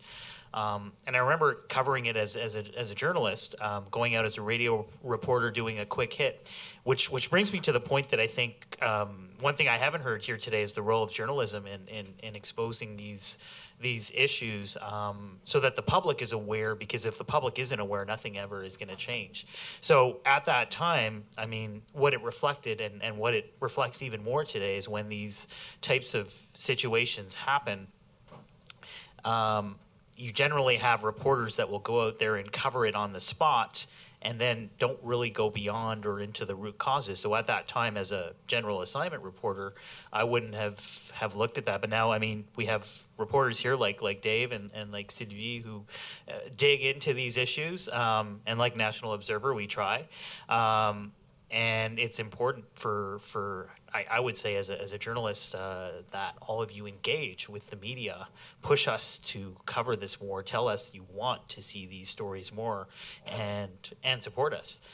That's a big part of dealing with these issues, as much as you can do in terms of the studying the policies, identifying the root causes. If the public isn't aware of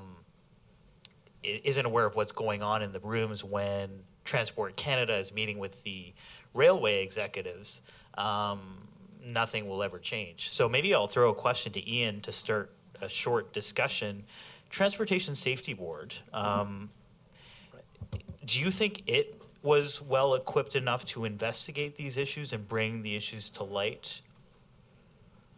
Well, I mean, they went as far as they could with the resources they had. I mean, as I say, I read the report, and I think there's big issues that could have been addressed by a public inquiry that they probably wouldn't tend towards. I mean, you tend in the TSB not to get into corporate governance issues. It seems to stop a little bit short of that, and I don't know whether that's because it's, I mean, I worked there, and I did wonder sometimes why we didn't take it further, but what did I do about it? I didn't do anything about it, but what I see here is, like, I thought there could have been a big fatigue issue that just was not covered in very much depth. But I mean, they got to choose what they have. Say, have a team of 11 guys, women.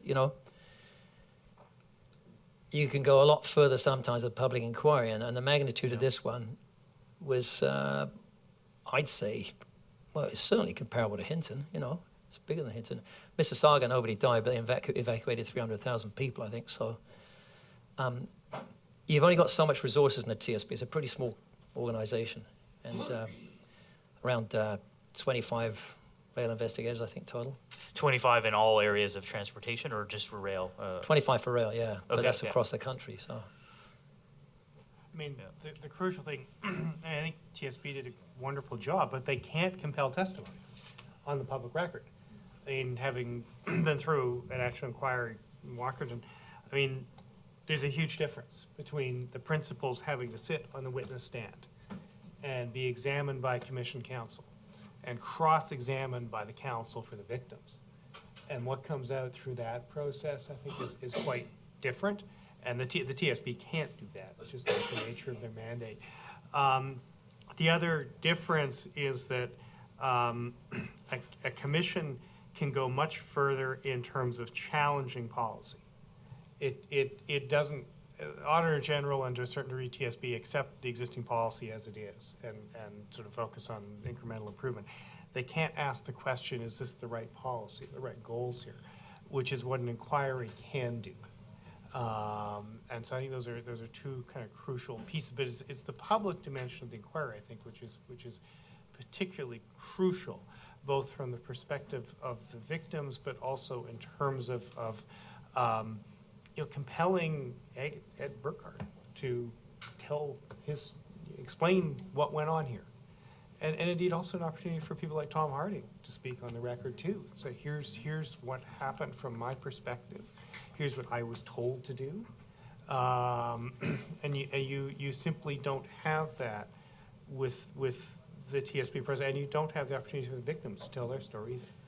So maybe I'll just let Jasmine and Brian say a couple words, and I think we have a couple questions in the back. So maybe like a minute each.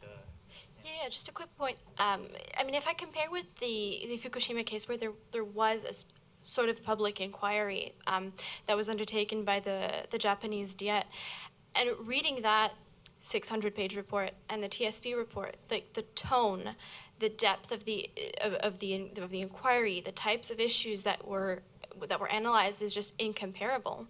But I think there was also, to a certain degree, a political will to engage in that kind of self-criticism. The report openly admitted that there was regulatory failure, there was regulatory capture, and I think it ultimately recognized the true causes of the accident, and that is what I think allowed for significant reforms to be undertaken at the institutional level as well as at the legal and regulatory level.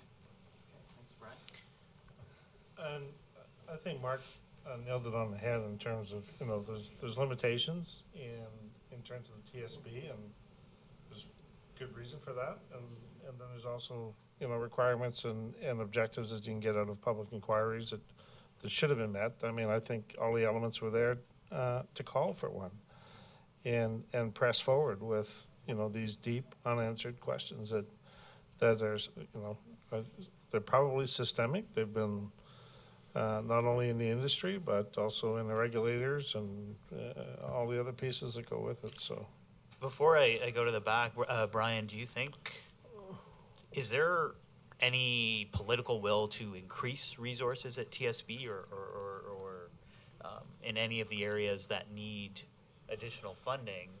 Is there a lack of political will there, or? Well, I think it all comes down to the budget, right? So to where they want to allocate resources. So I know that transport has increased or has recently done some hiring, but that hiring really is just to replace headcount because of the churn that we heard where a lot of people have left. So it's probably net zero in terms of added headcount to it, and there's more of a focus on the paper aspect of it in terms of the auditing rather than trained inspectors going out and doing these train inspections across the country and making sure that they're adhering to what is really a loosey-goosey maintenance standard. But there are some pressure points that they can put on and they should be putting on. Okay, we'll go to the two questions in the back. Okay, thank you. I would like to come back to the one-man crew question because I think it's a good example of even a symbol of something very dangerous that happened and that nobody saw coming. And I think that's something that could happen again, something as dangerous coming about without nobody noticing it. So when we say that Transport Canada authorized one-man crew, who are we talking about there exactly? I'm not very clear. Did the MMA needed a minister intervention or a civil servant intervention? And what level of civil servant intervention was needed to authorize that thing? And where did it go from? Did it go to your advisory board or something? Or in other words, which level did the lobbyist had to go to get the thing done? Can anyone? Yeah, I can take that, I think. Yeah. Well, the way Transport Canada Rail Safety is organized, they have a regional office. They have 5 regional offices, and they have one headquarters office. And so the recommendations come up from the policy people at the, I suppose, director level at headquarters, and from the operations and equipment level director, and then there'll be a rules manager who's in there. So those are the people who should be determining yes or no. But unfortunately, I think, with all due respect to the lawyers here, because of that Rule M that had come in, there was actually no requirement for any Transport Canada approval whatsoever. because the rule had been changed, and we had an event and I was in transport then in 1996 with the Quebec North Shore and Labrador Railway, where they had, the day after they started operation, they had a tail end pitching and a massive derailment. So there was a notice, an order went on, say, 2 persons or you don't run. And that caused all kinds of flack. But anyway, we had to put together a task force there. We had to go ride trains. We had to look at equipment. We had to look at the track. We had to talk to people. We had sessions with management and the unions. And basically, the only way they got one-person operation was with satellite monitoring of trains and 68 other conditions. Yeah. And I think they made the money back in 6 months. But you can go with one person, but you've got to do it safely. And there was definitely an equivalent level of safety. In this case, it wasn't even considered. Okay. Avant d'aller à Robert, I'm just going to throw in one question, and then I'll go to Robert, and then whoever wants to answer both questions, that would be great. My question is, should anyone at Transport Canada be facing charges, or could they? Or do we need to change legislation to make more responsibilities for either bureaucrats or at the ministerial level? And on that, before the answer, Robert, vous avez une question? Oui, OK. Alors, moi, j'aimerais parler d'usure de rail. Je ne m'explique pas, je ne comprends pas pourquoi Transport Canada n'a pas de normes par rapport à l'usure des rails et qu'il s'en remet complètement au bon vouloir des compagnies. Même, on a interpellé le ministre Garneau à un moment donné, on voulait faire rehausser notre voie ferrée à un niveau 2, parce qu'elle était à un niveau 1, maximum 10 000 $, parce que l'état des rails était vraiment très, très, très précaire. Et le ministre a dit, je ne peux pas. Ça appartient à la compagnie. Je ne peux pas m'insurger dans ce domaine-là. C'est la compagnie qui va décider à quel niveau va être ces rails. Donc, il va gérer tout l'aspect entretien et normes d'usure de rails. Chez moi, là, devant chez moi, là, ça atteint 17 mm. On est à côté de la norme maximale d'usure. Puis ils passent des citernes de gaz propane, d'acide sulfurique là-dessus. Alors, je voulais comprendre comment on peut expliquer que Transport Canada n'a jamais émis de normes là-dessus. Okay. Monsieur Nash, peut-être? Anyone? Standards for rails? Well, I'll probably give a non-answer on both of them. Should anybody at Transport Canada be charged? I don't think I can honestly comment on that. I mean, I have in a sense, my own lens that I look at not just the events that led to Lac-Mégantic, but does that fall on one person? In Transport Canada, who is it? Is it the Prime Minister ultimately? But in terms of the standards for the rail and speeds, I mean, there again, it's the railway barons. The railway barons have the right to set the standards, right? And their first introduction to their lobby group, and I know them very well because I sit with them in a lot of these meetings, is that the government, and I believe a recent CEO who is going to be retiring but works out of Calgary, said to Justin Trudeau, keep your nose out of my business. And that was the Canadian economy will slow down if you impact regulations on the industry. So leave us alone because we are the backbone of the Canadian economy, and they adopt that. They accept that, and therefore the railways can set whatever standards they wish. Unfortunately. Okay. I wonder if we should just take these last two. Do we have time, or should we go to coffee? Yeah. Okay. Well, maybe take them both. Okay. Both at the same time, and then one person, whoever wants to answer. I want to make an observation. Yeah. My name's Bill Pomfret, Safety Projects International. The last time I attended an event very similar to this was Westray Mine in Nova Scotia. And before that, I was on the Royal Commission for the Ocean Ranger. And a quote that I've made on both of those meetings are that here we are in Canada, we shoot at the mice and we miss the elephants. We tend to be very reactive and not too proactive. From the Royal Commission that I was on, we had 2 volumes, 560 pages of recommendations. 30% of those have still not been implemented. That was Valentine's Day 1982. Please remember, and this is where I say, yes, Transport Canada ought to be prosecuted. Safety starts in the boardroom. Every inspection that every Transport Canada or any other auditor goes should start in the boardroom. Questioning these people and trying to raise their awareness of safety and improve the culture of safety. It's like working for the Canadian government, in all honesty.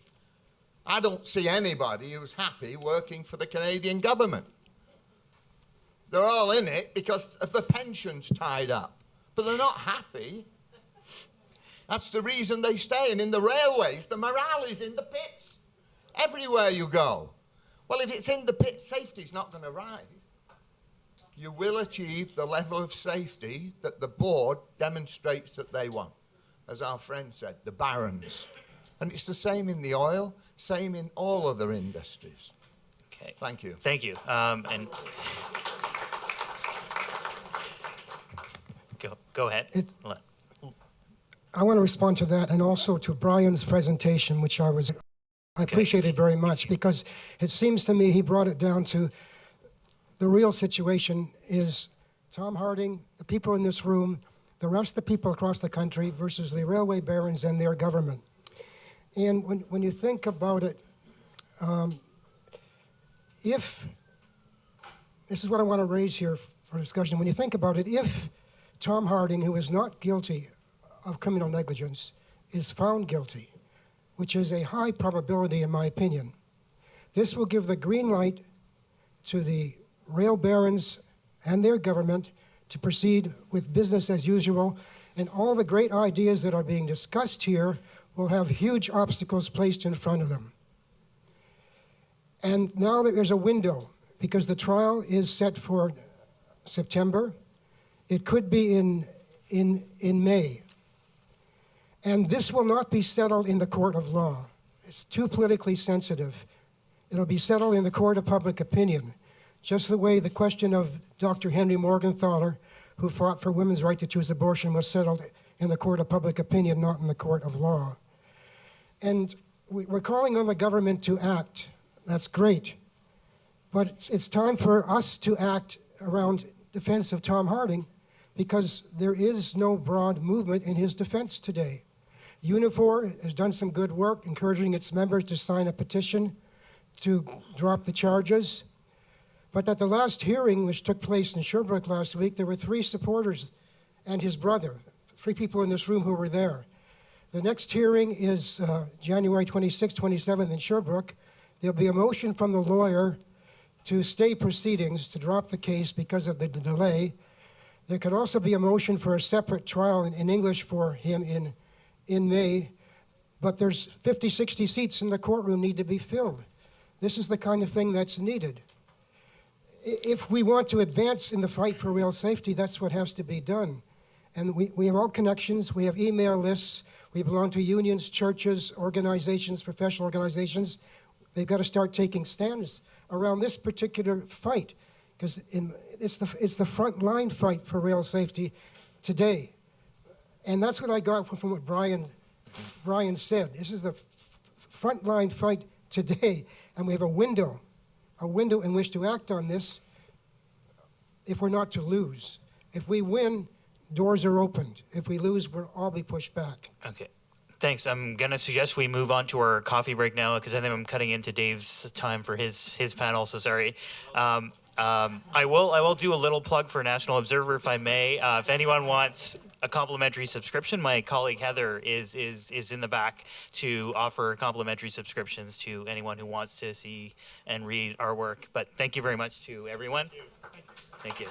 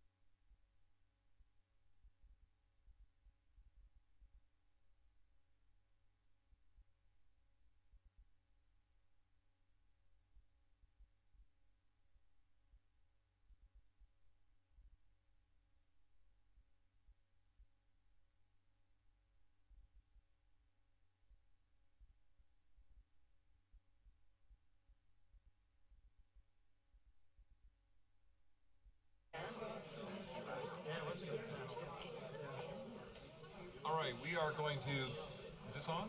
Can you hear me? No. Well, They've already lost 6 months ago, right? One? Our committee said they wanted this done.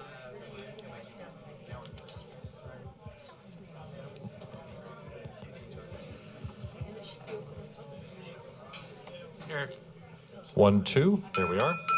All right, we're going to get underway in about 2 minutes. So if you'd like to find your seats.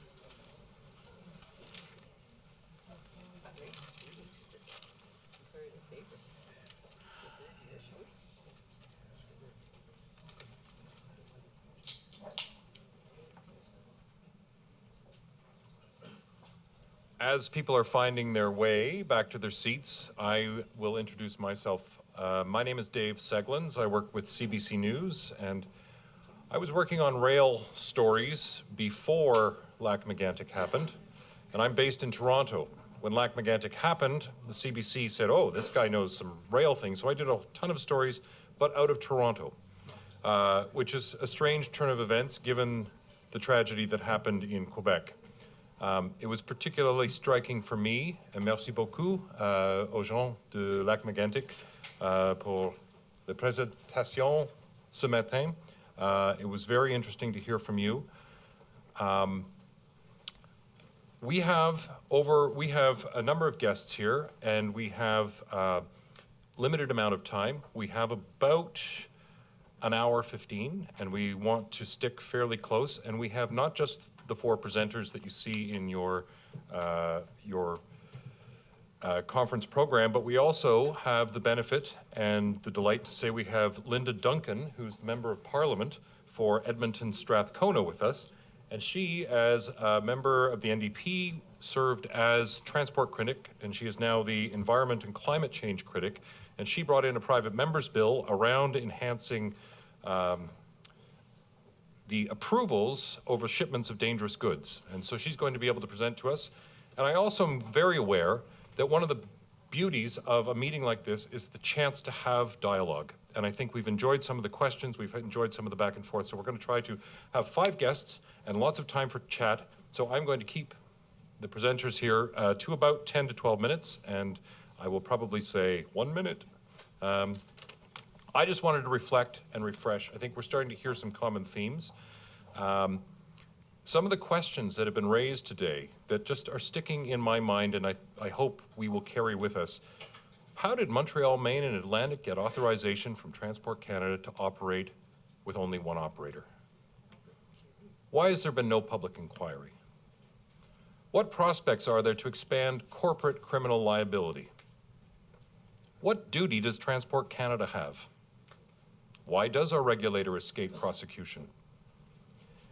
What are the rail barons doing that affect rail safety on the front lines? I mean, as a journalist, I go to the companies, I ask for statements, and they will tell you that safety is paramount. So how is this disconnect? And we've got all of the rules. Mark Winfield spoke of the Transportation Safety Board. We've got company rules, we've got Transport Canada rules, we've got self-reporting, we've got SMS, we've got audits, we've got dangerous goods rules. So how does this come to pass? I think we've heard a lot about the problems, and I get the sense from this room that there's a lot of agreement that the system's broken. This is why it's a delight that the questions that we're looking at are how, and I see that that's cleverly put in parentheses, Bruce, but can the transportation of oil by rail be made safe? How, in parentheses, can the justice system and regulatory system be reformed in the wake of Lac-Mégantic? And what are the implications for future oil transportation by rail?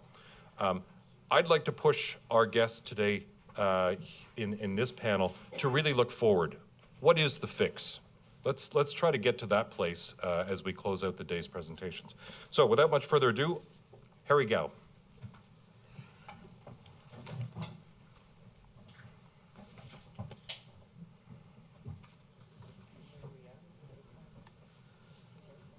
Hi, you may remember something called Transport 2000, which I founded in 1976 and which is still operating under that name in Quebec. It's now called Transport Action Canada, operated out of Ottawa and Toronto. It is there to defend the interests of passengers and users of public transit, and at the same time attempt to defend public as opposed to automobile and private transport generally. Oh, now, I'll start in French and I'll go back and forth, so warning to the interpreters. Auparavant, la législation canadienne confiait à Transport Canada beaucoup de responsabilités. Ce dernier était tenté d'obtenir des pratiques sécuritaires à travers un régime d'inspection sur le terrain, entre autres moyens. Mais dernièrement, la loi de la sécurité ferroviaire a fait la promotion, comme on sait, de l'autorégulation par le moyen de systèmes de gestion de la sécurité, SGS, ou en anglais SMS. Le nombre d'inspecteurs de Transport Canada a diminué et des auditeurs vérifient maintenant la paperasse afin de voir si le chemin de fer a respecté son propre système. Je vous ferai remarquer que le mot auditeur à l'université ici signifie des étudiants qui sont là sans responsabilité et qui ne sont pas notés sur le travail. Transport Canada a dernièrement embauché davantage d'inspecteurs, mais la volonté politique est faible. Le haut fonctionnaire, Sean Tupper, qui a approuvé les embauches, a eu des reproches de la part de ses supérieurs pour avoir permis un hiring spree. De toute façon, pour être efficace, les inspecteurs devront avoir le mandat de faire des inspections sur le terrain sans préavis. Comme on dit en Grande-Bretagne, boots on the ground, chaps. As to infrastructure development, when the two Class 1 railways are quite able to fund infrastructure improvements on their own lines, many short line and regional railways are starved for cash. As long as governments see railways as totally self-financing, this will persist. I think the word for railways from Ottawa is we don't want to hear about it, we don't want to do anything about it, don't bother us. And this goes as much for money as for regulation. In the United States, short lines are valued for their contribution to maintaining local and regional economies, and federal and state programs are in place to fund selected infrastructure improvements for safety and capacity. In Canada, such dedicated sources of public funding for short and regional lines are long overdue.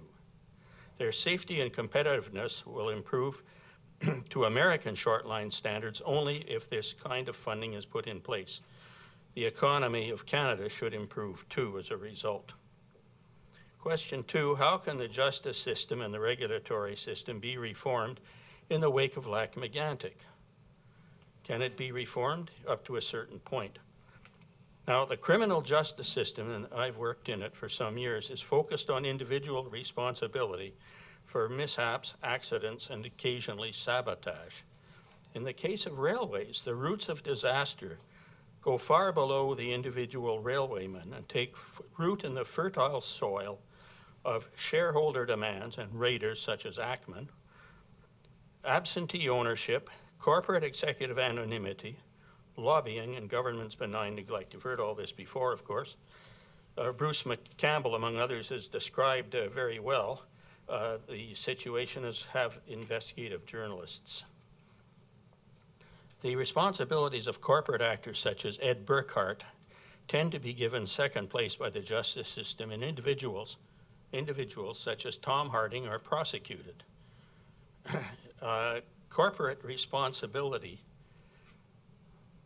for taking all reasonable care should be enshrined in common and civil law and the criminal code, with corporate and Crown safety failure to be penalized equally or more than that for individual responsibility. So I'm saying that the Crown and the corporations should be made much more accountable, and the emphasis on finding a scapegoat should be diminished.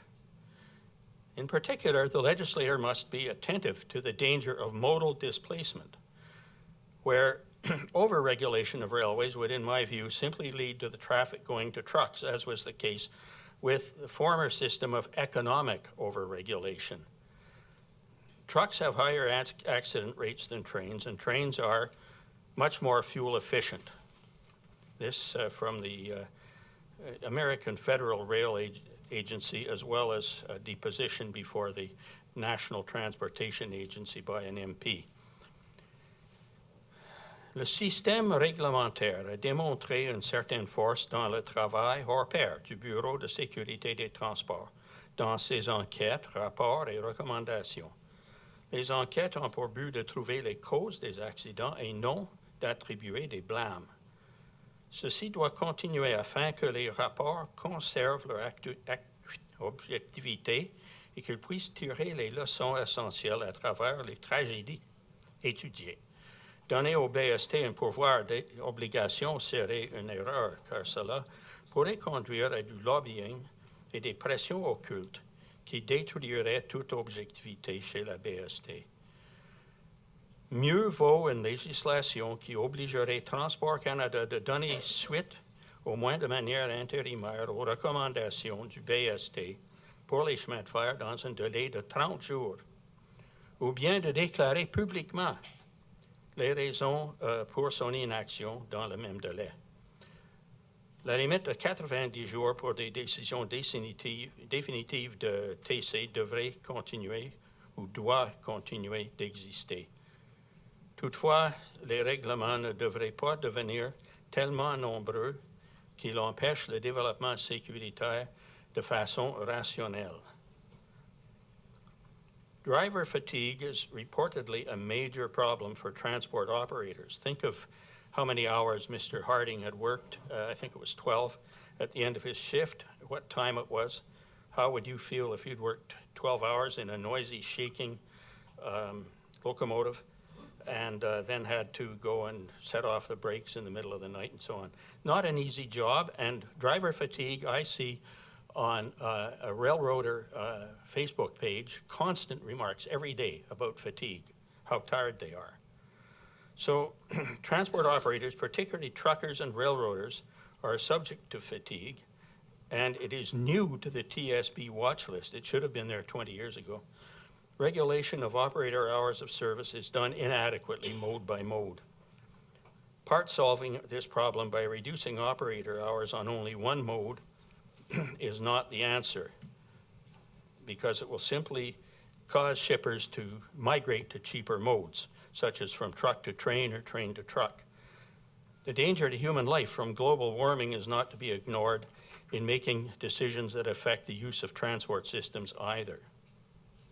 The TSB has placed transport of flammable liquids by rail on its watch list. Road safety expert Daniel Darvaux has publicly called on authorities to harmoniser les informations sur le transport des matières dangereuses.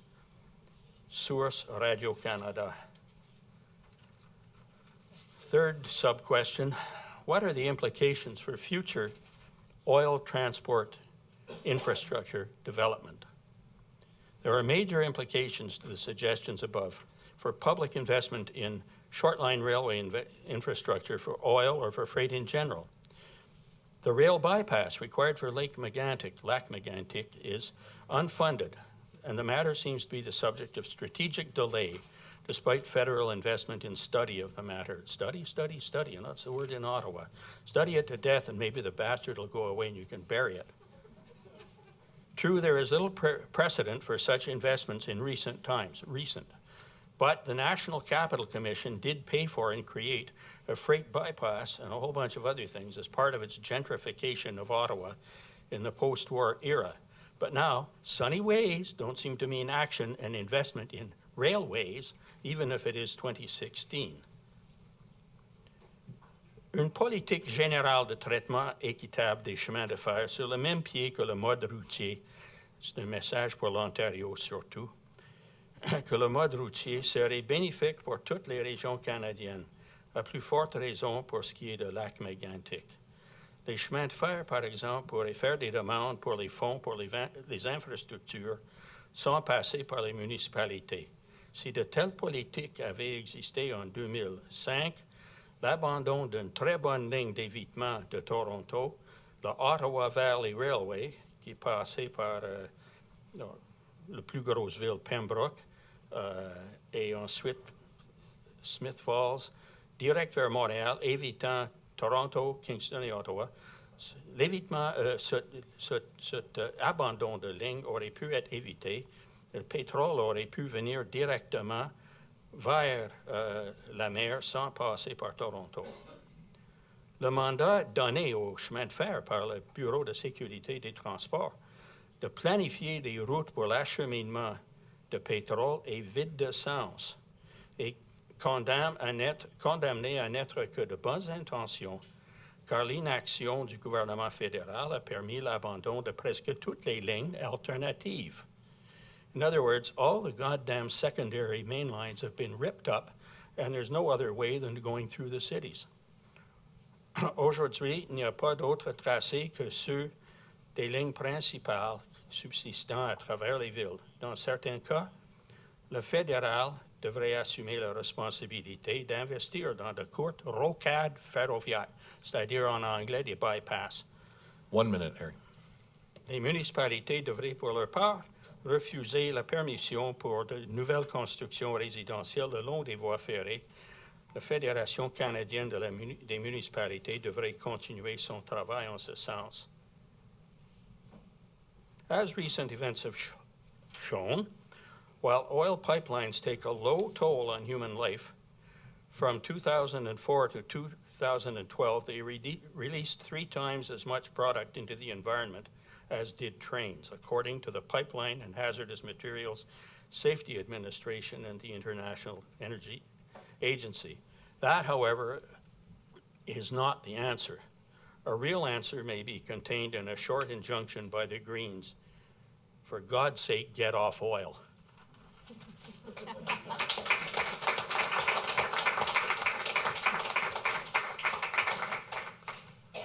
Thank you. I think we'll move straight to our next speaker, Linda Collins. I'm going to be really brief because actually much of what I would have wanted to say was beautifully expressed by my colleague, Heather McLeod-Kilmurray, and my star student, Jasmine Von Schauen. And by the other speakers here today. Bruce, you've done a phenomenal job of putting together a really remarkable conference program. And actually, I've been quite encouraged by the volume of solutions that have already been proposed by invited speakers, but also by participants. So we've heard about the technical solutions, we've heard about research and development solutions, we've heard about the role of journalism in fixing this problem, the role of citizen activism, and we've heard proposals for legal solutions in municipal law, in criminal law, in tort law, in the law of delict, and of course in railway law. So really the question is, what are the levers to incentivize and to promote and to ultimately effectuate these solutions that are already there? That's the good news, is the solutions are there. They've been proposed. Mark Winfield gave us, a roadmap from A to Z to build a safer railway system. So the solutions are out there. And in my brief time, I'm just going to propose 3 ideas that I think might be new to the discussion today. So we talked about the criminal liability of corporate directors. I also think it's very important to sue and for judges to impose liability on corporate directors personally. I once had a conversation off the record with a corporate counsel in a major Canadian company, and I was talking about the role of law in improving environmental protection. And he sort of was dismissing this and saying, Linda, I have on my desk a pile 2 feet high of all the laws we have to comply with, and we really can't keep up. And I said, I'm not talking about another regulatory measure. I'm talking about suing your corporation for $25 million. And he said, yeah, that does get my attention, and you should serve the corporate board of directors, and you should serve them at home on a Sunday evening. So, a little bit nasty, but on the other hand, the things that are happening are very nasty. So I think it's very important that you actually put a price tag personally on senior officers and members of boards of director. This is also partly up to plaintiffs' lawyers. So typically when we sue, obviously we're looking for the deepest pockets so we can provide the compensation that the client needs. But not only can you get money from the corporation, you can actually sue the individual directly if you can show that liability. And I think some lawyers are going to have to take that final step of actually recovering, of removing some of that wealth that was made through making some bad decisions. So the personal liability of corporate senior officers and members of boards, I think, is very important. As to the government, we haven't talked about constitutional remedies. And I think it's very clear that the people of Lac-Mégantic suffered a violation of their charter right to security of the person and life. To me, the constitutional violation is very clear. We've seen a lot of government action.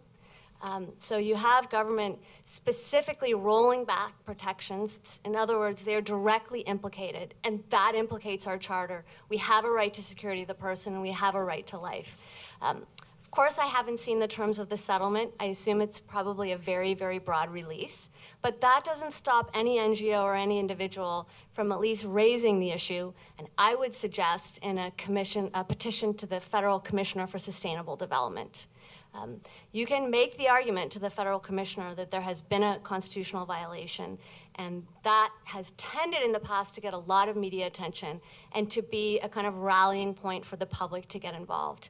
I also think, from what I've heard today, that there's probably ongoing violations of Canadians' right to security of the person under Section 7 in a whole variety of communities that are at risk. So the Supreme Court has been very clear that serious threats to specific people can constitute a violation. You don't have to wait for the milk to spill.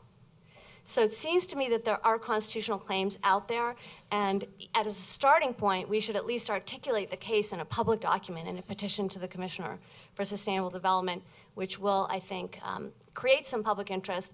And, you know, potentially in a best case scenario, you could trade off. So you could say to the government, we'll hold off on suing you for a charter violation if you establish a public inquiry. And thirdly, so we've talked about corporations, talked about government. Thirdly, the judiciary. So a lot of this stuff, if it's to be effective, ultimately ends up before the courts. And we do need judicial leadership in order to get effective case law that really makes it different in this field and in the field of environmental protection in general. And for that, in my view, what we need is judicial education. If you look at the history of adjudication in Canada, particularly in toxic torts or delict, there's this sense in the judiciary that the government is taking care of things, and maybe we don't have to do it. Maybe we should defer. And that's not accurate in many cases. And really what we just need is to explain that to judges, that they understand when it comes to rights, that the government is just not going to take care of it, that they have to police it. They know that. It's deeply within the judicial consciousness. And that's why, under the Harper government, that was really the only area where he was stopped. When he violated the Charter, the Supreme Court of Canada stopped him. Environmentally, he was allowed to kind of run roughshod, right? So we need to teach courts that their responsibility for environmental protection is as important as it is in the realm of rights. And that's certainly the job of legal academics. And I guess all I can tell you is we're doing it, we're on it, we're doing the best we can to get that message heard. I'm going to leave it at that, but of course I'm happy to take questions when we're all done. Well, I'm going to give you one question right now. Because you went so short to time, you get the benefit of an extra question. So these are interesting levers, as you call them. Why haven't they been exercised more? Well, I mean, the enormity of the problem, I think, is extremely overwhelming within the community itself. You know, I would say probably the number one driver is to carry on, to raise children and rebuild a community. Secondly, it's so much work to come up with the technical solutions and the policy solutions, the kind of work that the science people are doing and then the Mark Winfields of the world are doing. You know, so that work of the nitty-gritty is so time-consuming and onerous. But it's so crucial that somebody, some advocate, some public interest group finds a way to get that message heard.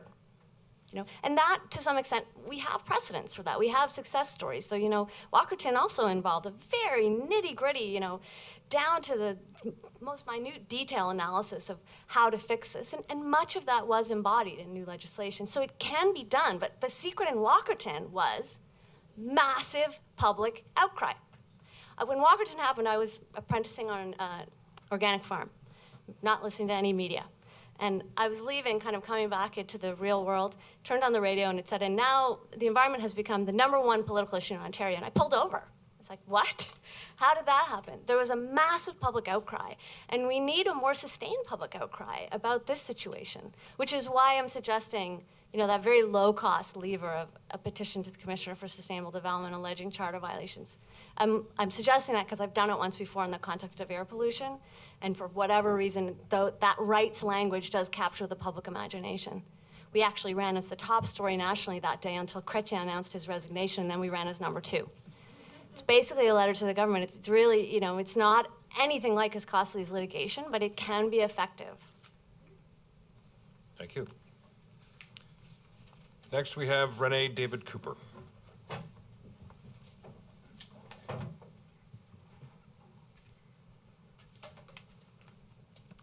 Donc, bonjour. Mon cheval de bataille aujourd'hui, c'était de critiquer les systèmes de gestion de sécurité, les SGS, mais les interventions de mes collègues ont couvert le sujet assez bien. Donc, je vais sortir des sentiers balisés et dans l'optique de la gestion des risques, dans l'imprévu, je vais un peu changer mon plan. Donc, je vais parler de comment on peut concilier la régulation et la réglementation. Et en fait, je vais vous convaincre pourquoi les SGS peuvent fonctionner et peuvent améliorer les niveaux de sécurité dans le transport ferroviaire. Donc, je vais mettre mon chapeau de juriste de côté. Je vais mettre mon chapeau de pilote. Donc, moi, je suis pilote commercial. Ça fait 10 ans que je pilote. J'ai commencé à piloter. En fait, j'ai travaillé dans un aéroport en 2007, de 2007 à 2012. J'ai vécu la transition en aviation vers les SGS. J'ai vécu aussi les problèmes, l'incompréhension. Et je dois admettre qu'à l'époque, j'étais contre les SGS. Je pense que en fait, l'industrie, pas juste en ferroviaire, mais l'industrie aérienne était un peu contre cette transition-là. Je pense que le problème repose dans une mauvaise compréhension des SGS et comment, s'ils sont bien introduits, peuvent bénéficier l'industrie. Donc, avec le temps qui m'est accordé, en 10 minutes, je vais essayer de vous convaincre comment les SGS peuvent apporter des solutions concrètes. Souvent, on va confondre deux termes, réglementation et régulation. Je pense que ça vient d'une mauvaise traduction du terme en anglais « regulation », qui englobe en fait la régulation et la réglementation. Mais ce sont deux termes différents. Donc, la réglementation, c'est, comme on le sait, du point de vue juridique, c'est la mise en place de mesures, de règles pour imposer certaines obligations, dans ce cas-ci aux transporteurs ferroviaires. Le problème avec le droit et la réglementation, c'est que le droit a ses limites. Le droit est souvent un caractère réactif et il ne peut pas nécessairement prévenir et prédire tous les scénarios qui peuvent mettre en danger les citoyens. En ce sens-là, la loi, lorsqu'on l'écrit, ne peut pas envisager tous les scénarios qui peuvent poser des risques. Et c'est vraiment la limite du droit. À l'époque du déraillement de Lac-Mégantic, on avait un ensemble de lois qui étaient, possédaient ses imperfections, certes, mais somme toute, proposait un cadre réglementaire adéquat, même avant-gardiste. Donc, il faut se rappeler qu'on a introduit les systèmes de gestion de sécurité en 2001. Il y a certaines imperfections dans le système, mais ce n'est pas dans la loi. Moi, j'ose dire qu'il faut encourager la mise en place des SGS, mais je vais nuancer évidemment ça. Transport Canada a même admis que son expérience dans les 10-15 dernières années révèle que même un transporteur qui respecte la loi de manière à 100%, de manière impeccable, peut encore poser un risque sur le plan de la sécurité. Et c'est un peu le problème. Il va toujours avoir un vacuum juridique entre la sécurité et la réglementation. Et on peut donc conclure que la légalité n'est pas un synonyme de sécurité. Comme je vous l'ai dit tantôt, la loi telle qu'elle est écrite ne peut pas envisager tous les risques et tous les dangers de l'industrie. L'échec de Lac-Mégantic repose pas nécessairement sur une faillite réglementaire, mais plutôt au niveau de la régulation. La régulation qui se distingue de la réglementation. Donc, la régulation, c'est des interventions visant à contrôler, maintenir et conserver la maîtrise de la sécurité ferroviaire avec des mécanismes visant à stabiliser la sécurité. La sécurité, c'est une variable qui peut être influencée par plusieurs facteurs externes. Des facteurs économiques, des facteurs politiques, des facteurs au niveau social. L'avantage de la régulation, c'est que lorsque l'industrie est en crise, la régulation peut ramener, premièrement, peut stabiliser la sécurité, mais peut également ramener la sécurité à un niveau acceptable. Et c'est la fonction de la régulation. Le problème, c'est que la sécurité ferroviaire ne peut pas être assurée uniquement par l'adoption de nouvelles lois ou en modifiant les lois qui sont existantes. On l'a vu après 2013, on a été rapide pour adopter des nouvelles lois pour modifier celles qui étaient déjà en place. Mais sans régulation, sans l'intervention de l'État, mais ces lois-là sont des coquilles vides. Ça paraît bien sûr au niveau de l'opinion publique, mais ultimement, l'échec réglementaire se manifeste par une absence d'intervention. Une bonne manière de réguler la sécurité ferroviaire, selon moi, c'est par les SGS. Donc, je vais mettre de côté les critiques qui ont été faites, et un peu vous expliquer comment ça peut fonctionner. Les systèmes de gestion de sécurité proposent une gestion systématique et proactive des risques par l'identification des dangers et ensuite l'évaluation des risques associés aux dangers. Donc, c'est traditionnellement un rôle qui était donné à l'État, mais avec les SGS, on met les transporteurs à l'avant-plan de ce rôle-là. Donc, c'est eux qui sont exposés aux risques, c'est eux qui peuvent identifier les risques sur le terrain. Et, en quelque sorte, on vient responsabiliser les compagnies à haut risque, dans ce cas-ci, dans le transport ferroviaire. C'est un peu un processus de quality assurance, un processus d'assurance de la qualité de la sécurité qui était autrefois uniquement assuré par l'État, et maintenant, c'est devenu une responsabilité partagée. On oblige maintenant les transporteurs sous les SGS de déceler les risques et ensuite prendre les mesures pour réduire les dangers, en fait, les conséquences négatives associées à ces risques-là. Donc, en théorie, ça paraît comme un bon système, mais il y a évidemment des failles. Sauf que j'aimerais vous rappeler que les SGS n'ont pas été... ont fait leurs preuves dans d'autres industries. Les SGS existent dans l'industrie pétrochimique et nucléaire depuis maintenant une trentaine d'années. Dans l'armée de l'air, on l'utilise depuis également 20 à 30 ans, et avec beaucoup de succès. Là où ça ne fonctionne pas, c'est au niveau de l'intervention de l'État. Donc, les SGS ont été mises en place avec l'optique d'ajouter une défense additionnelle à la sécurité.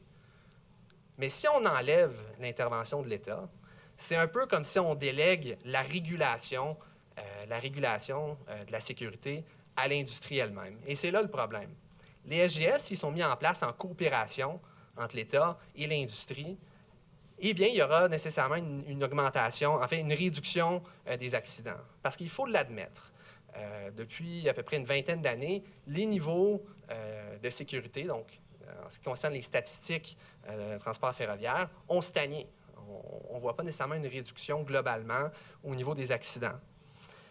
Si on prend en compte le fait que le trafic, en fait, la circulation ferroviaire va augmenter d'année en année, bien, il y a une corrélation mathématique à faire. Si le transport ferroviaire double d'ici 10 ans, par exemple, bien, nécessairement, le nombre de déraillements va doubler également. Donc, il ne faut pas mettre de côté les SGS nécessairement. C'est la seule manière, en fait, d'augmenter la sécurité globale de l'industrie. Évidemment, le BST, dans son enquête de transport concernant le déraillement de Lac-Mégantic, a identifié plusieurs problèmes. Donc, il n'y avait pas des inspections adéquates. Il était souvent très limité et pas assez régulière. Ça, c'est un manque d'intervention, un manque de régulation. Ce que ça fait, bien, ça a causé un peu une approche néolibérale à la régulation de la sécurité, ou un peu de manière semblable à la sélection naturelle. Eh bien, les forces du marché font que des compagnies qui ont de la difficulté à équilibrer des choix sécuritaires avec la rentabilité économique vont couper les coins ronds et, dans le cas de la MME, vont causer des accidents majeurs. Donc, comme le dit le BST, d'année en année, donc cette année, en 2016, ils ont sorti un rapport le mois dernier, une liste de surveillance. C'est impératif que Transport Canada, ait plus d'inspecteurs sur le terrain, que les inspecteurs soient formés. On se rappelle qu'en 2012, seulement 40% des inspecteurs étaient formés. Et aussi que l'industrie accepte la mise en place des SGS. Les SGS ne vont pas partir, ils ne vont pas disparaître. Donc, la gestion des risques, c'est en fait, les SGS, c'est une responsabilité partagée, tant de l'industrie, de l'État. Et cela étant dit, je pense qu'il faut se rappeler que la sécurité, ce n'est pas juste une question juridique, c'est une question multidisciplinaire qui requiert pas seulement l'adoption de lois, mais une intervention, une présence de Transport Canada sur le terrain. Donc, merci beaucoup pour votre temps. Je vais céder la parole à mes collègues.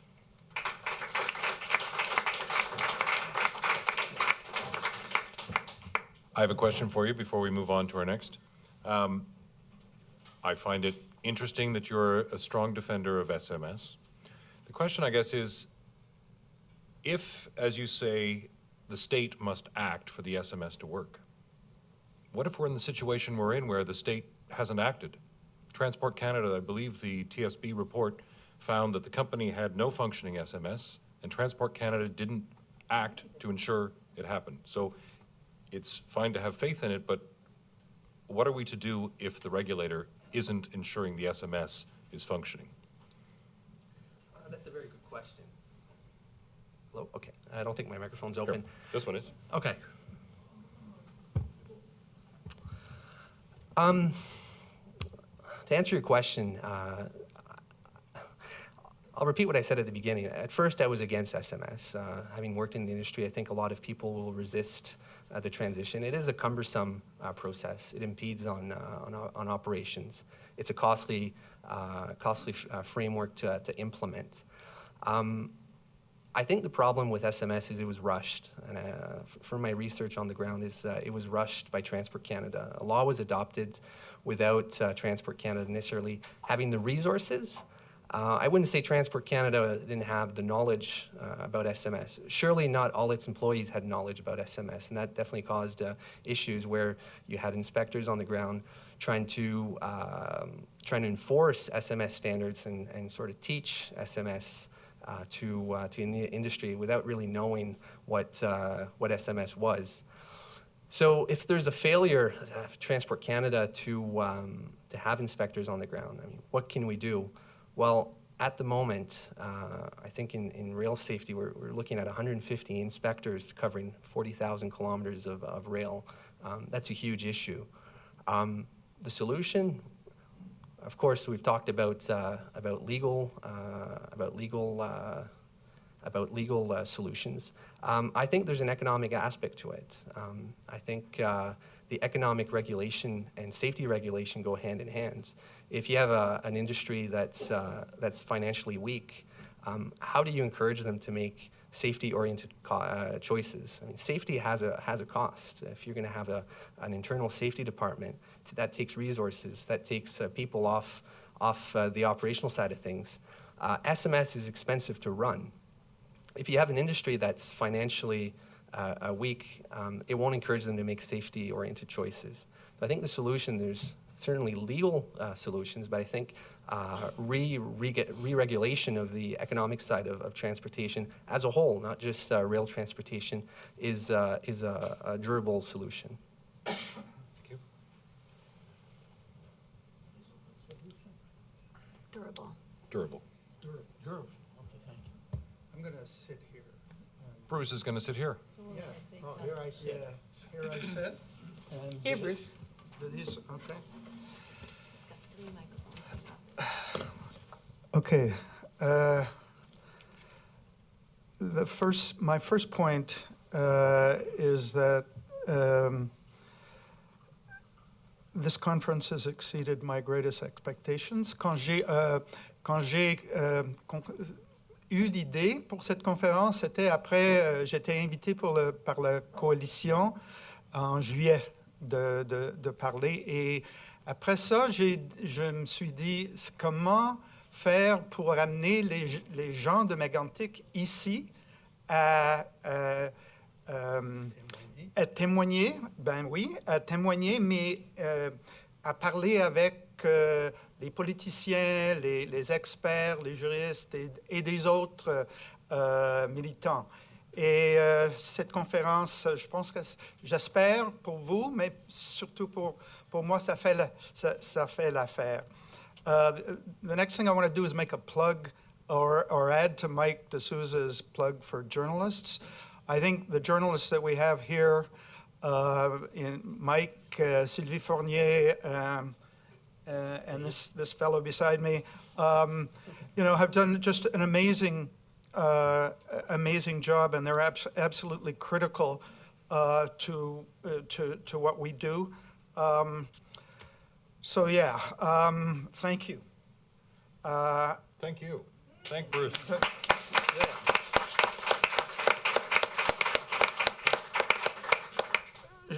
Je commence par dire que l'Office national de l'énergie, il y a quelques mois, a fait un témoignage devant un comité de Sénat. Leur rapport ils étaient sortis aujourd'hui seulement. J'ai pas lu, mais l'Office a dit que si les pipelines n'étaient pas construits, le pétrole par rail serait multiplié d'un facteur de 10. Alors, M. Trudeau, quand en justifié sa récente décision d'approuver les pipelines Kinder Morgan et Enbridge 3, a déclaré incontestablement que les pipelines étaient plus sûrs que rail et qu'ils étaient le moyen le plus respectueux à l'environnement pour transporter. Alors, il y a 2 pipelines qui peuvent être en service il y a quelques années, alors, mais avec Kinder Morgan, ça peut être plus long que ça, mais quand même, ou sans des nouvelles pipelines, la plupart des experts sont d'accord que la transportation de pétrole par chemin de fer augmentera au cours de la prochaine décennie pour accommoder la production accrue des sables bitumineux. Et maintenant, la capacité de ferroviaire actuelle, c'est à peu près 1 million de barils par jour. So the point is, whether we like it or not, all modes of transportation will continue to be used for shipping oil, including, rail, marine, pipelines, and the number one priority for all modes should be to ensure the protection of public health and safety and the environment, and people should not have to choose between dangerous options. And at the same time, we should take all means possible should be devoted to reducing our dependence on oil and transitioning to a low-carbon society. And remember the Paris commitments, 30% reduction in total GHG emissions by 2030 below 2005 levels. So we'll see. Monsieur Trudeau, il va nous révéler le plan demain, je pense, avec les provinces, et j'espère que ça va faire l'affaire. J'ai mes doutes. I wrote a piece that I put on the National Newswatch website. I don't know if any of you saw it. It was I started listing things that, with the railway system that's fundamentally flawed. What things could be done to fix it, to make it safer. I stopped at 10. 10 sounded like a good number. It certainly wasn't the end of the road, but that's where I stopped. And the first one was a judicial inquiry, une enquête judiciaire. On a beaucoup parlé de ça. Et aussi, le second, c'était les wagons citernes. Oui, on a terminé les vieux DOT 111, mais le CPC 1232, que le BST américain a dit c'est juste une amélioration légère. Eux, ils vont être sur les voies jusqu'à 2025. Alors, moi, je trouve que c'est trop longtemps. Les voitures continuent à dérailler et leur pétrole explosé et brûlé récemment à Mosier, en Oregon, évitant de justice la perte de vie. Et moi, je trouve que le gouvernement canadien devait avancer de façon dynamique le période d'élimination actuelle des wagons, des vieux wagons citernes. The next issue is, and this hasn't been raised yet, all the focus has been on the rail companies, but we haven't focused on the oil companies and the contents of the oil. And so, look back on oil. The oil companies have been resisting vigorously for years, and they managed to get the Department of Transport in the United States to back away from it. And now the pipeline, the U.S. Pipeline and Hazardous Materials Safety Administration is pushing this again to take the necessary measures to stabilize, to take the volatile components before it's loaded onto the pipelines. Et maintenant, on a une administration qui vient dans les prochains mois, l'administration Trump. Hein? Et il a promis une déréglementation massive. Alors, le futur de ce côté est pas très brillant. It's not a bright future. You know, there was the one-for-one rule that one regulation, you got to take out one relation. I think Ian mentioned that. That was a Harper government initiative. He said 2-for-1. You know, you propose one, you take out two. So you know, it's not. So I think, moi, je pense que le gouvernement canadien devrait simplement interdire le transport de l'huile de bacane non stabilisée sur le territoire canadien. Full stop.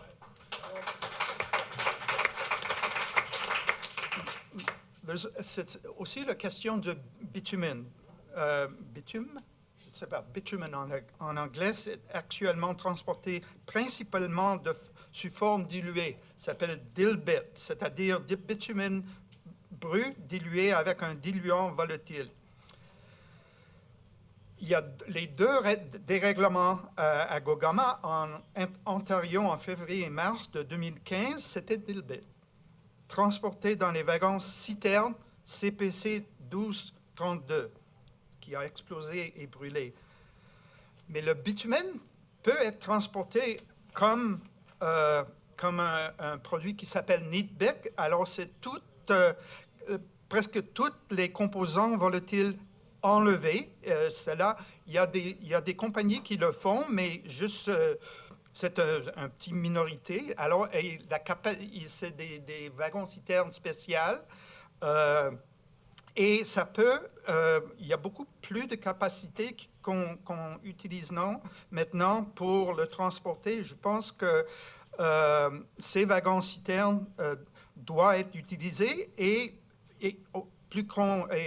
autres construits pour que graduellement, peut-être pas si graduellement, le bitumen sera transporté en forme qui n'explose pas et brûle pas. Et c'est possible. Et je pense que le gouvernement peut former could put in place a timetable for this kind of transportation. We talked about, some mention was made about federal regulatory policy. I mean, the deregulation has been going on for years. I think Brian Stevens and maybe Ian said since 1984 this has been going on. It's been going on in a lot of areas, and the basic kind of rules of regulatory policy have been changed. I won't go into, I could spend time that I don't have talking about that. I did mention the Harper government that actually took it to a whole new level with the concept, with the mechanism of one-for-one rule and what they called regulatory budgets. They didn't talk about it much, but it was a way of lowering the overall ceiling on regulations and not taking anything else into account except cost of business. You know, no integration of issues of safety and what's the benefit of a regulation. But that's for another conference. The track deterioration issues, ils ont été beaucoup parlé. On a parlé de the empowerment of communities and of worker fatigue. And we've also, on a parlé beaucoup de capture réglementaire. Alors, I would just say one thing about the kind of the dimensions of regulatory capture, and that's, you know, I don't know if I have it here, but it's a situation that you know, that really stems from a lack of adequate resources, and so the regulator may want to act in the public interest, but because of the lack of resources, because of the roadblocks placed that delay the implementation of a regulation, that's kind of a dimension of capture that that I think we have to also take into account. And on the question of adequate resources, obviously there's a lot of demands on a budget, but one of my colleagues just released a report a couple of days ago which basically said there are $100 billion a year in exemptions, tax credits, whether corporate or individual, that should there's a big source of revenue that can be taken, and a lot of those tax breaks or other kind of indirect spending measures, that's what they are, can be they're directed towards a very upper income portion of the population, and they have to be looked at and examined with a view to taking revenue and putting it into things like adequate resources for the regulator. I'm probably running out of time. 1 minute. 1 minute. Maybe je vais terminer avec cette observation parce que ça me trouble profondément l'incapacité du système judiciaire de traiter les conséquences de Lac-Mégantic. I'm not a lawyer, but I am at the law faculty. How do you figure that? At least for now. Et les conséquences de Lac-Mégantic, je me souviens de ce que le sénateur américain Elizabeth Warren a dit. C'était au sujet du financement de financial crisis et le système bancaire. Elle a dit: l'incapacité de poursuivre des grands crimes violents a un effet corrosif sur le tissu de la démocratie. Alors, moi, je trouve que et les gens de Lac-Mégantic ne se font aucune illusion, comme on a aperçu que les responsabilités ont échappé aux poursuites. Alors, quand cesseront-ils de se renvoyer la balle, et comment renforcer le système judiciaire pour que tous les responsables puissent rendre des comptes? C'est un énorme défi. Merci.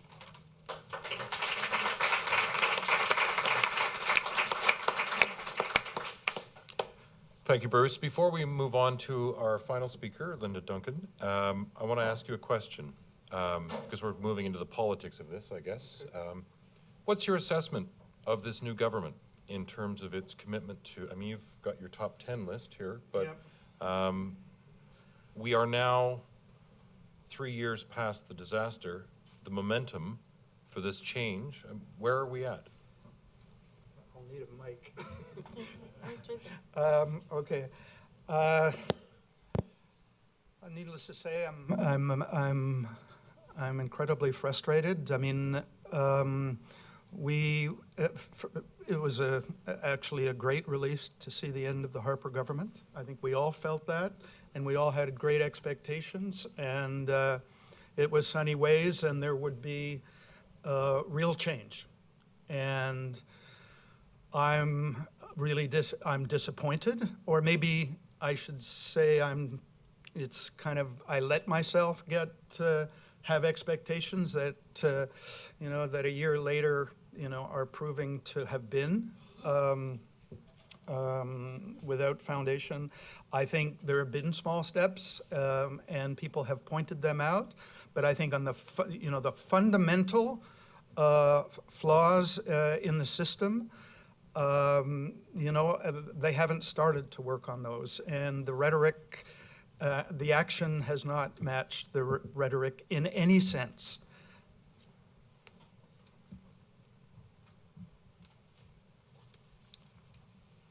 And now MP Linda Duncan. Thank you very much.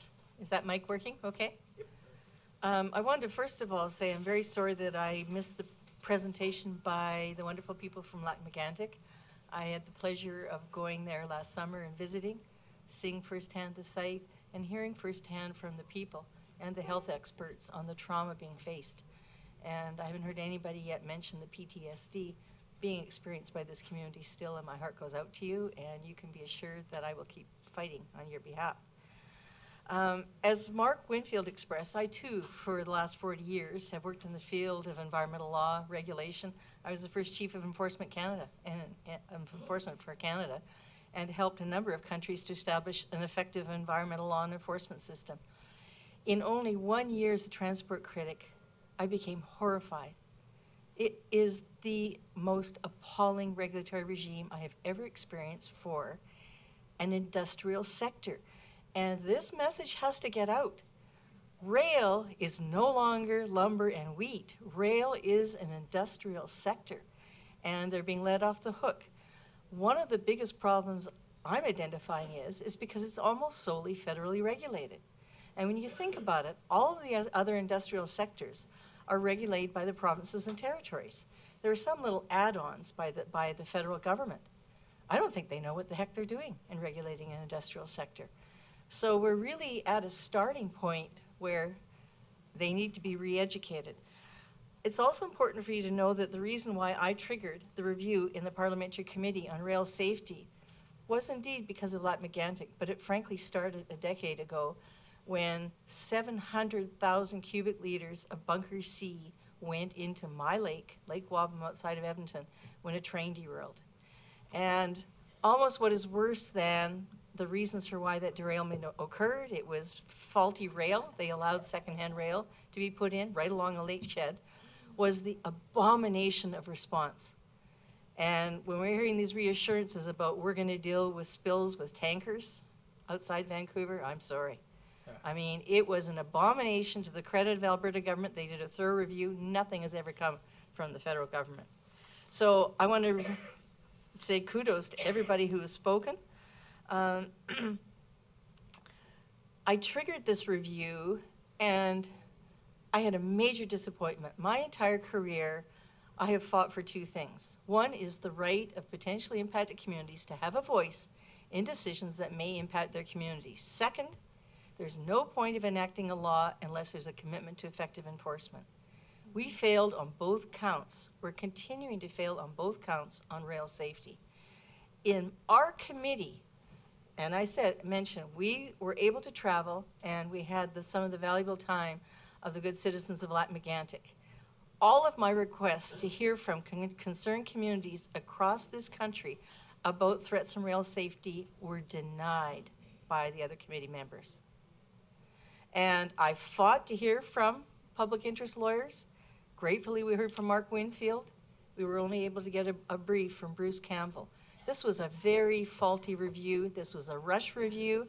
The only consultation with the public that went on was behind closed doors with the chair of our committee, who is a Liberal, and the minister. But we were not allowed to have the good citizens of Toronto, who are deeply concerned about rail safety, come to testify in the committee. So that's the beginning of what I thought about that review. In the end, we did have a lot of valuable witnesses. We heard from inspectors, we heard from Transportation Safety Board, Transport Canada. We heard a lot of good testimony, and frankly, except for Transport Canada, they all had similar concerns, exactly the kinds of concerns that you're hearing today. What I'm deeply disappointed in is the level of recommendation.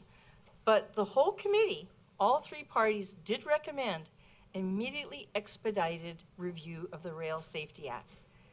That was last June. So is this sounding familiar? Like the promise on electoral reform? So we have now lost 6 months.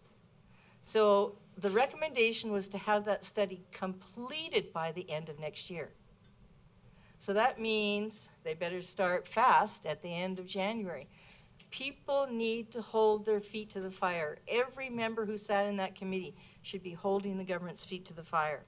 There were a lot of recommendations, which I won't go into. To be brief, I'm going to talk to you about the law reform that I tabled.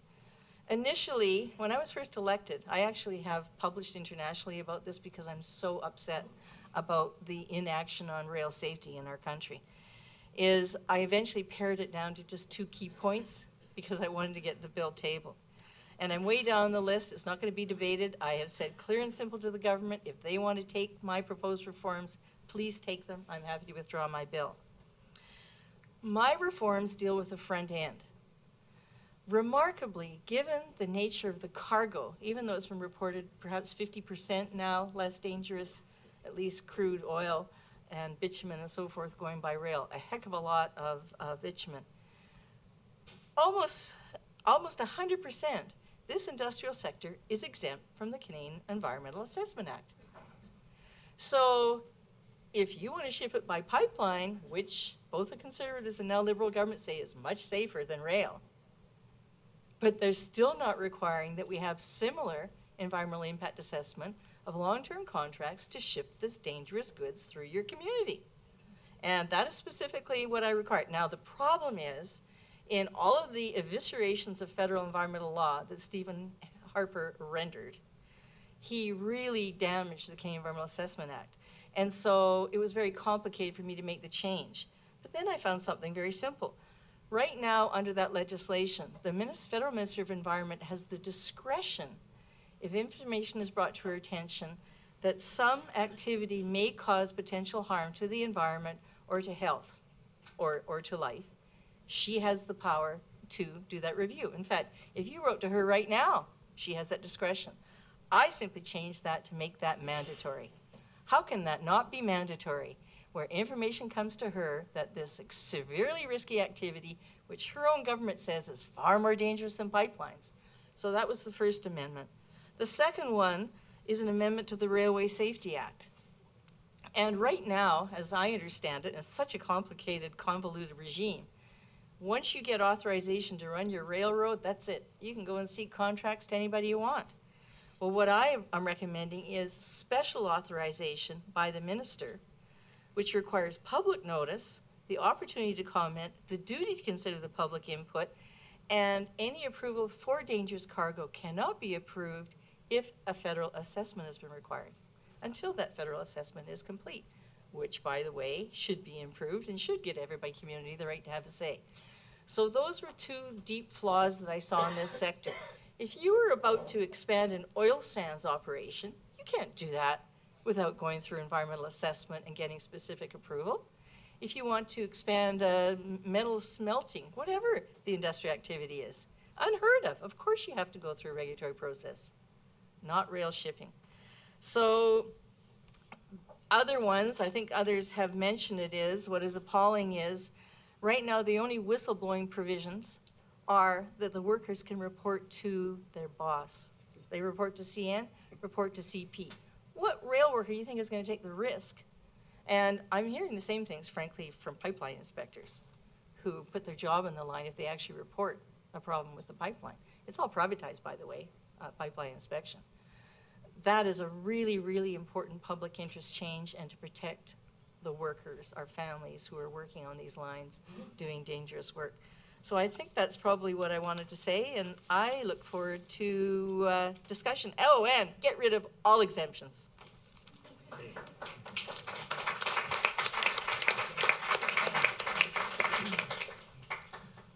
So we're right on time, which means we have time for some public discussion and questions from the floor. I'm going to throw out a question because I'm hearing a few competing things, and I wanted to get back to something that Harry brought up, and that is the concern. You said that you are cautioning against the over-regulation of rail. And I think we're in an environment right now where I think there's an appetite for more regulation, at least in this room, or at least to rejuvenate our confidence in the existing regime, which has broken down so badly in this situation. Can you just elaborate on what you mean by over-regulation and what you view the risk as being there? Sure, I'll tell you about the American railways, which got into a shape much worse than the Canadian ones through the somewhat crazy regulation by the Interstate Commerce Commission in the post-war era. They were regulating stuff which was mostly, I would say, captive to truck, but if the railways just as an example, if the railways wanted to ship it, they had to file tariffs, they had to get approval, it had to get screened in order to make sure there was no combine involved.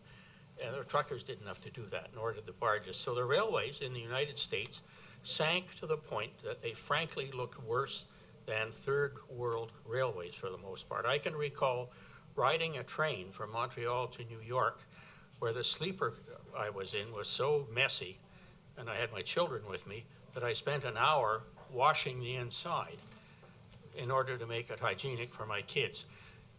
This lack of maintenance of the railways in the States, and of course it was worse in freight, was called deferred maintenance because it was their only answer to their declining revenues in the face of the iron-fisted regulation on the economic level. I'm not talking about safety, I'm talking about economic.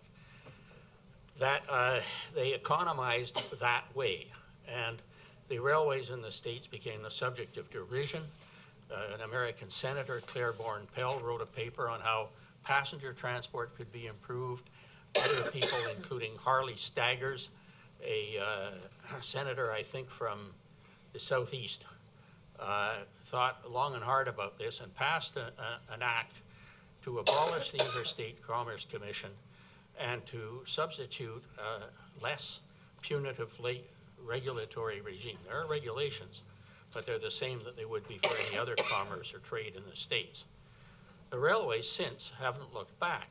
Once economic regulation of the ICC variety disappeared, they became prosperous and are carrying all kinds of goods, including oil, but they carry, for instance, a lot of traffic that used to go by truck. For example, double-stacked container trains, one after the other, running between Los Angeles and Chicago, or between New York and the American Midwest, just like in Canada, but more so.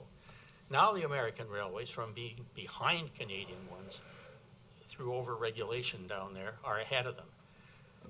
That is a fable in a sense, but it's a true one, and my concern would be that if there is too much attempt to legislate safety, we'll probably get the opposite.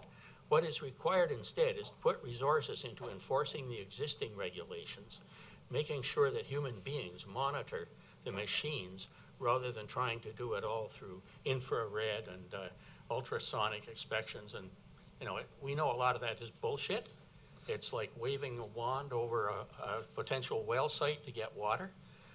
You have to have the human factor in, and that was one of the things that was missing in Lac-Mégantic. The inspectors didn't really get enough time on that railway, and when they reported things, it was ignored.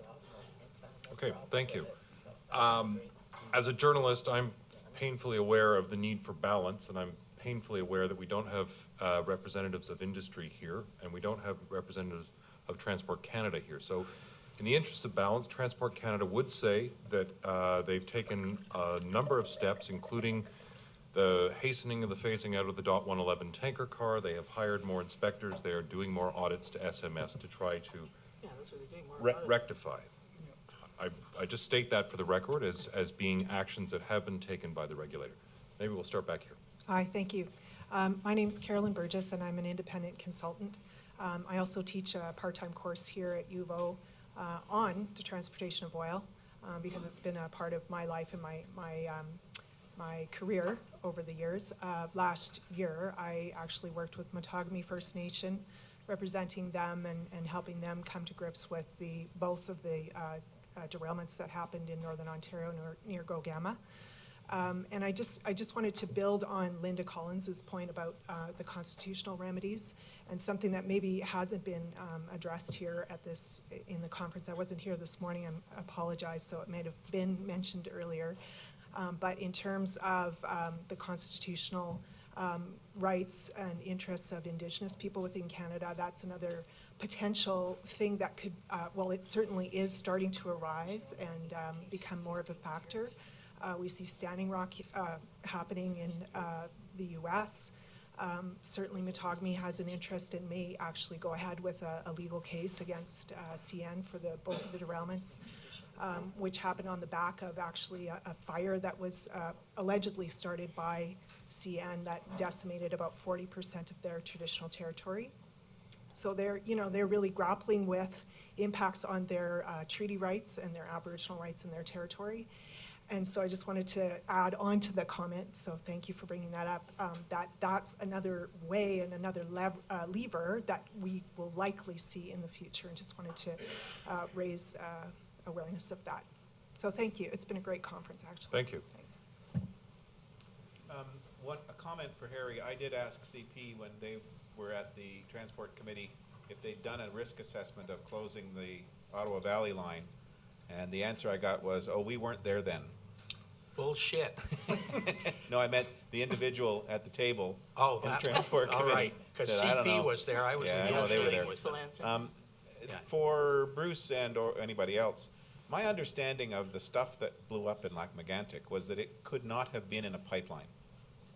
And so this suggestion that it's either pipelines or rail is just a false dichotomy. It's not a choice, that there is some crude out there that cannot be in a pipeline because of the vapor that's in it and the vapor pressures that are present, and the pipeline manufacturers or the owners will not allow stuff with all that vapor in it in their pipeline. So it's got to go by rail.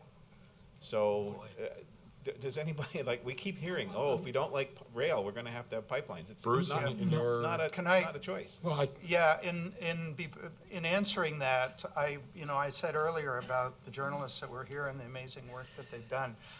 I forgot one journalist who is probably in a better position than myself to answer that question, and that's Justin McCullough, who's an American who's come up from Albany, Justin, who writes for DeSmog, and I've learned an enormous amount from Justin in articles that he's written recently, including, the ongoing resistance of the oil companies to removing, like they do, at least and you should correct me if I'm wrong, but my understanding is that the stuff they allow onto trains, they don't allow onto pipelines. They remove the volatile components before it's on, before it's loaded. Before it's put into the pipeline. So maybe if I could Sure. just ask Justin to... Yeah, the pipeline operators won't accept, as you said, anything over 9.0 PSI for reed vapor pressure. It's safety reasons. And so you would have to remove that, stabilize it before it went in a pipeline. They don't have any of that equipment in North Dakota, so that's why they're not doing it. They do it before they put it on tankers on the ocean. So yeah, you are correct that most of that oil would be rejected based on the contracts with the pipelines. Do you have a sense of where we're at in the production from the back end fields? I mean, is there still heavy demand, heavy production? When we're talking about the ebbs and flows and what's going to wind up in a pipeline in Canada, are we still facing large quantities of shipments that are going to come through Canada? I don't think so. Production is down probably to about 900 million barrels a day from 1.1. It depends on this pipeline and Standing Rock. The Dakota access was going to take, I think, 400,000 barrels a day. Bakken transportation by rail is down by 50% or so.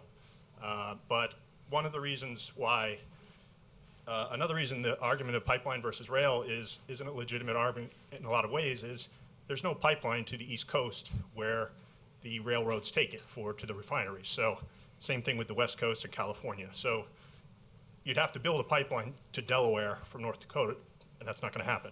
So the main reason they're not moving as much by rail is that the price fell. Yeah. So if oil is $100 a barrel, it's cheaper to buy it from North Dakota than from Africa. So.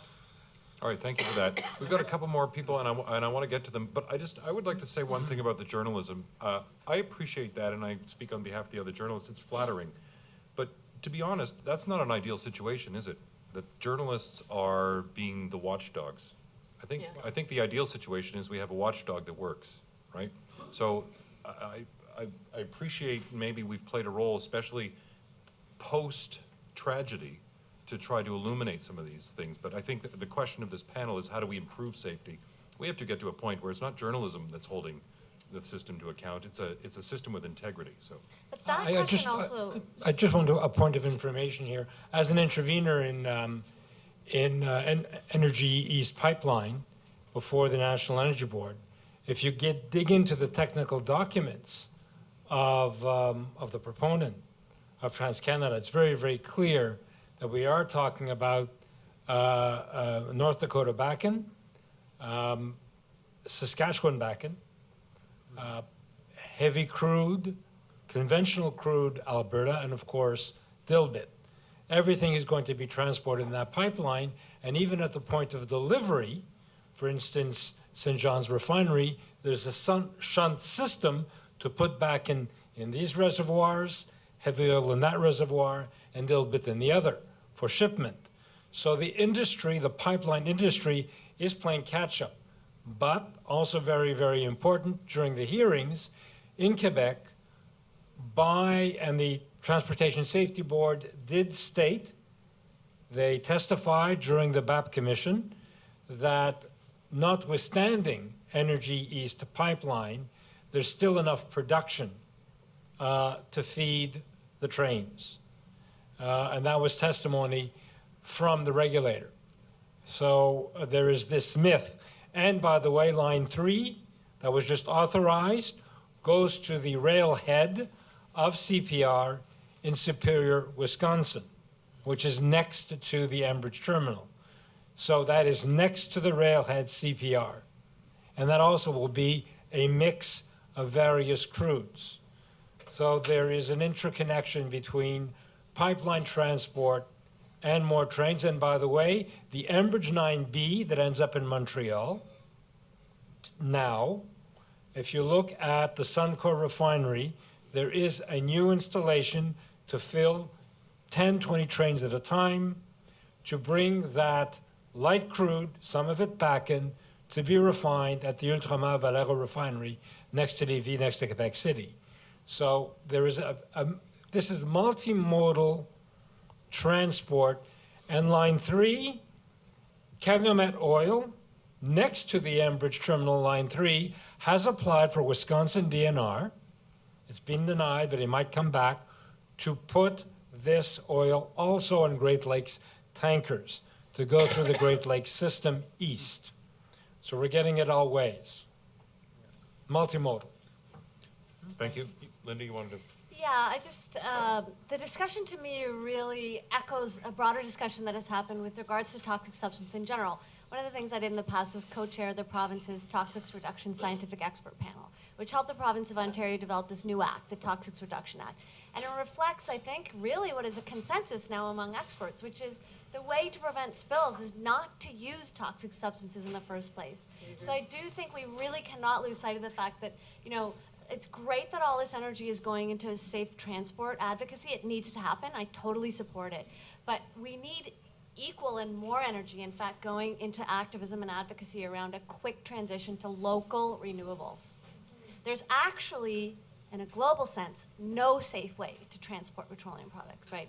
When they are burned, they cause quantifiable death and illness from air pollution, as well as climate change, which is the biggest threat in our generation. So, you know, we should agitate, absolutely, for safety reform in terms of transportation, but we need, you know, major focus publicly. And I personally think we need to shift a little bit away from just opposing pipelines to strong advocacy for a clear commitment to a quick transition to renewables. Yes, here.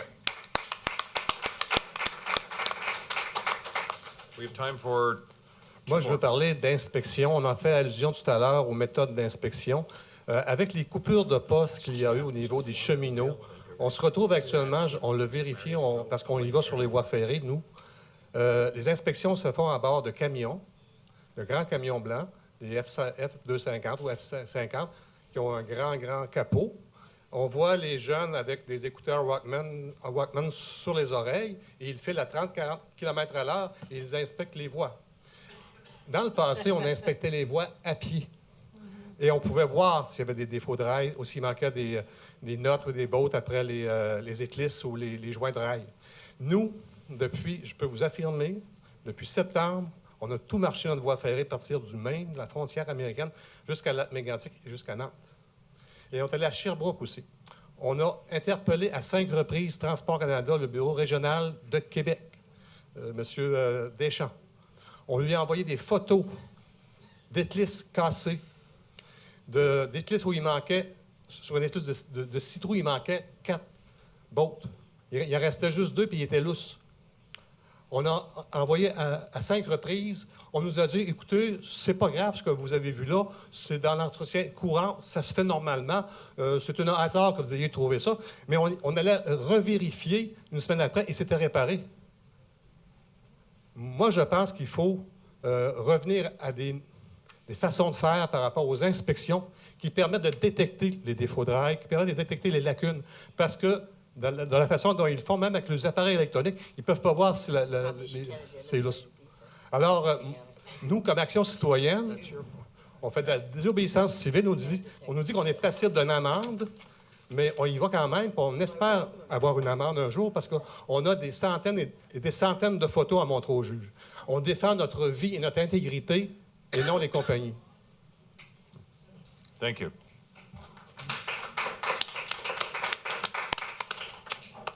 I want to thank everyone for all the very good information that took place in the different panels today. This very critically important question, and the question of how we go forward is something that we all need to think a lot about going out from here. And from, while people have discussed different regulatory approaches, different legal approaches, there has been the discussion of some of the specific kinds of safety issues like single operator crews and the equipment and whatnot. But one thing that I think perhaps has been missing, and it's a kind of perhaps an unintentional bias, that one of the most important stakeholders, if your stakeholders are the people in the communities, the railroads, the government regulators, the stakeholder body that gets left out is the people who work on the trains, the actual people. And I think usually the reason why I see this, sort of a bias that comes out in that if you want to get accurate information about the operations or whatever like that, you either go to the government or you go to the railroads. Well, we've seen in the course of this conference today why there may be pitfalls to doing that. The party, the stakeholder body that you need to include in this is the railroad workers themselves. And as many people have said, and I appreciate the defense of Tom Harding and Richard Labrie is an important way. If we're not successful at that, we're going to have a real hard time getting at the other things. But going forward, there are all kinds of problems. There's fatigue. There's all these other things. And if you don't live in Lac-Mégantic, you're still going to be affected by these things. And the people in Lac-Mégantic will be affected by them even after they put Tom Harding in prison. So if we want to deal with this, you need to include the stakeholders, the people, the men and women that actually do that work. And thanks. Thank you. I will say that journalistically, getting railroaders, especially on the record, is very difficult because they fear for their livelihoods and for their families. And there's a reason, and it comes down to the word being railroaded. It's a true thing. Monsieur. Bonjour, Dave. Thank you for mentioning previously that there was lack of balance in the room because I don't see any railroad representative in here. My name is Mario Bro. I'm a former railroad executive. I retired 2 years ago. But I'm not going to defend the railroads here. There's obviously a need to fix some aspects of the regulation, of the regulatory regime. There's no question. But I just wanted to mention that in Canada there are about 60 railroad companies. They're not all MMAs. There's a lot of good companies out there, a lot of good workers, a lot of good railroad executives. And this SMS, as René mentioned, René, your name, was sort of imposed to us short-line railroads. I was running 10 short-line railroads. Back in 2001, we prepared for one of our railroads, we went through 3 versions of the SMS that we presented to Transport Canada. And obviously, nobody understood at Transport Canada what they were supposed to expect from this process, because they had us rewrite the SMS over and over again. And for us, for a group of companies, I can say that we did not reduce the number of inspectors or the number of interventions on the track or in equipment. To the contrary, we invested more money. So again, I don't want to disturb the waters here. A lot of good things were mentioned. However, I don't want you people leave the room and be afraid of a train if it goes by. It won't necessarily derail because you're by the track tonight. It's not that unsafe. Railroad is still a very safe means of transportation. Very unfortunately, Lac-Mégantic happened.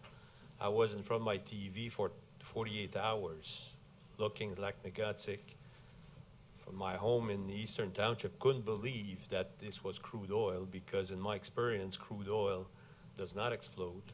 So there's a lot of new issues that came out of this Lac-Mégantic event. So anyway, that's all I wanted. That's the only comment I wanted to make. Thank you for setting up this conference. Very interesting. Things need to be fixed, but there's still good things going on with railroads. It's still a safe means of transportation. Thank you for joining this discussion. Thank you. I think we're out of time. I'm going to say a very quick thank you and then hand it over. I'm going to say thank you to Bruce on all of our behalf.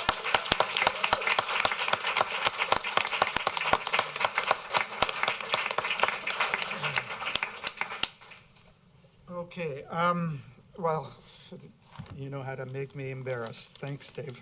As I said before, it's exceeded my wildest expectations when I started quand j'ai commencé à planifier cette conférence, and I thank you all for your contributions. Before, just in case I forget, there is a reception afterwards, which you're all invited to.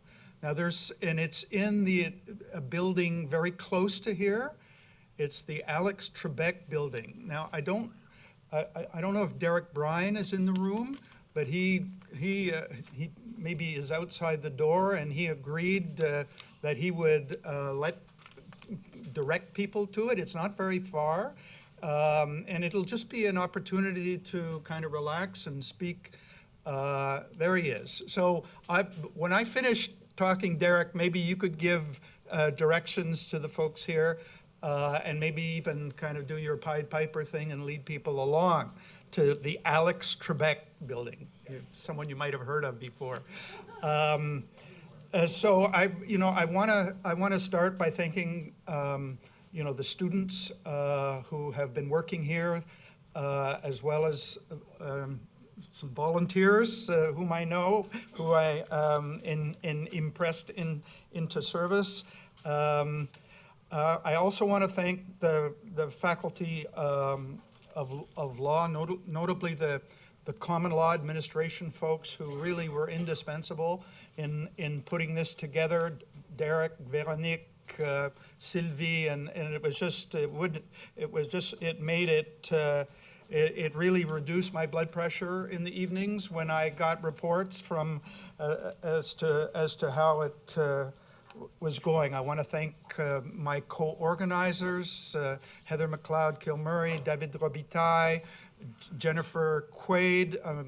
I mean, without that kind of support, we wouldn't have got the stamp of approval basically from the university to put this on. So thank you to you, and I want to to thank all of the presenters who have contributed to making this day so special for me, and I think my friends from from Lac-Mégantic. Brian Stevens from Unifor, who kind of on the last minute just kind of stepped into the vacuum that was created by the unfortunate illness of Christine Collins. Christine really believed in this. She wanted to come. She prepared a presentation. She supported it financially, and I'm sure she's, you know, it was terribly disappointing for her to have missed it. So to the union, to the Law Foundation of Ontario that made a major contribution to this conference and supported, you know, gave me the fellowship, which enabled me to do what I've been able to do over the last year. I thank the Law Foundation, Civil Law at the university, le droit civil, le droit commun, and the Human Rights Research and Education Center, as well as the York University, the Faculty of Environmental Studies, Liette Gilbert and Mark Winfield, who were behind this from the beginning and helped to fund it and bring people, and we're just 100% behind it, and I'm just so grateful to you for your support. And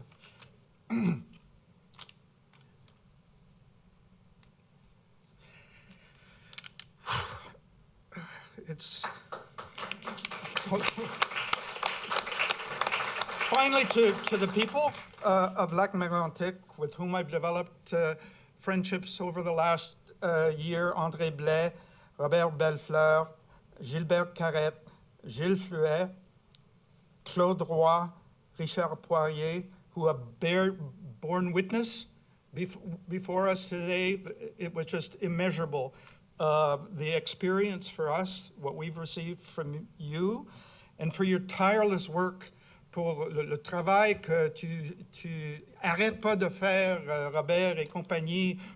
Tu viens de parler de ce que tu fais sur les voies, et tu continues à battre, et n'oublie pas jamais qu'est-ce qui est arrivé. C'est sûr que les peuples de Lac-Mégantic n'oubliera jamais, but the rest of the country cannot be allowed to forget this. It cannot be allowed to sink into a kind of a nostalgia about, yeah, what happened in Lac-Mégantic, wasn't it? What happened and the reasons for happening, the regulatory failure, the corporate criminality, you know, the regulatory capture, that it was at the heart of why things fail. And we can't be allowed to let it fail, and on doit faire tout le monde ce qu'on veut, ce qu'on peut pour ce que n'arrive jamais plus. Merci.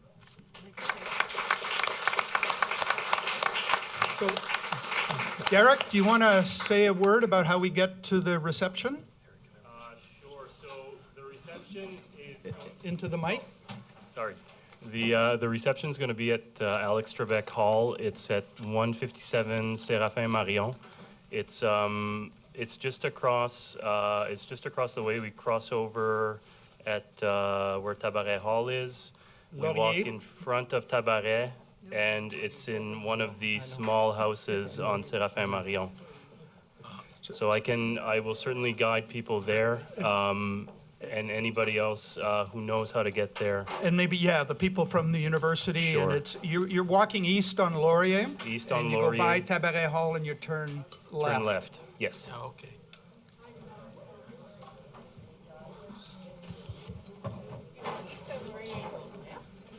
Yeah, towards, well, you could go all the way.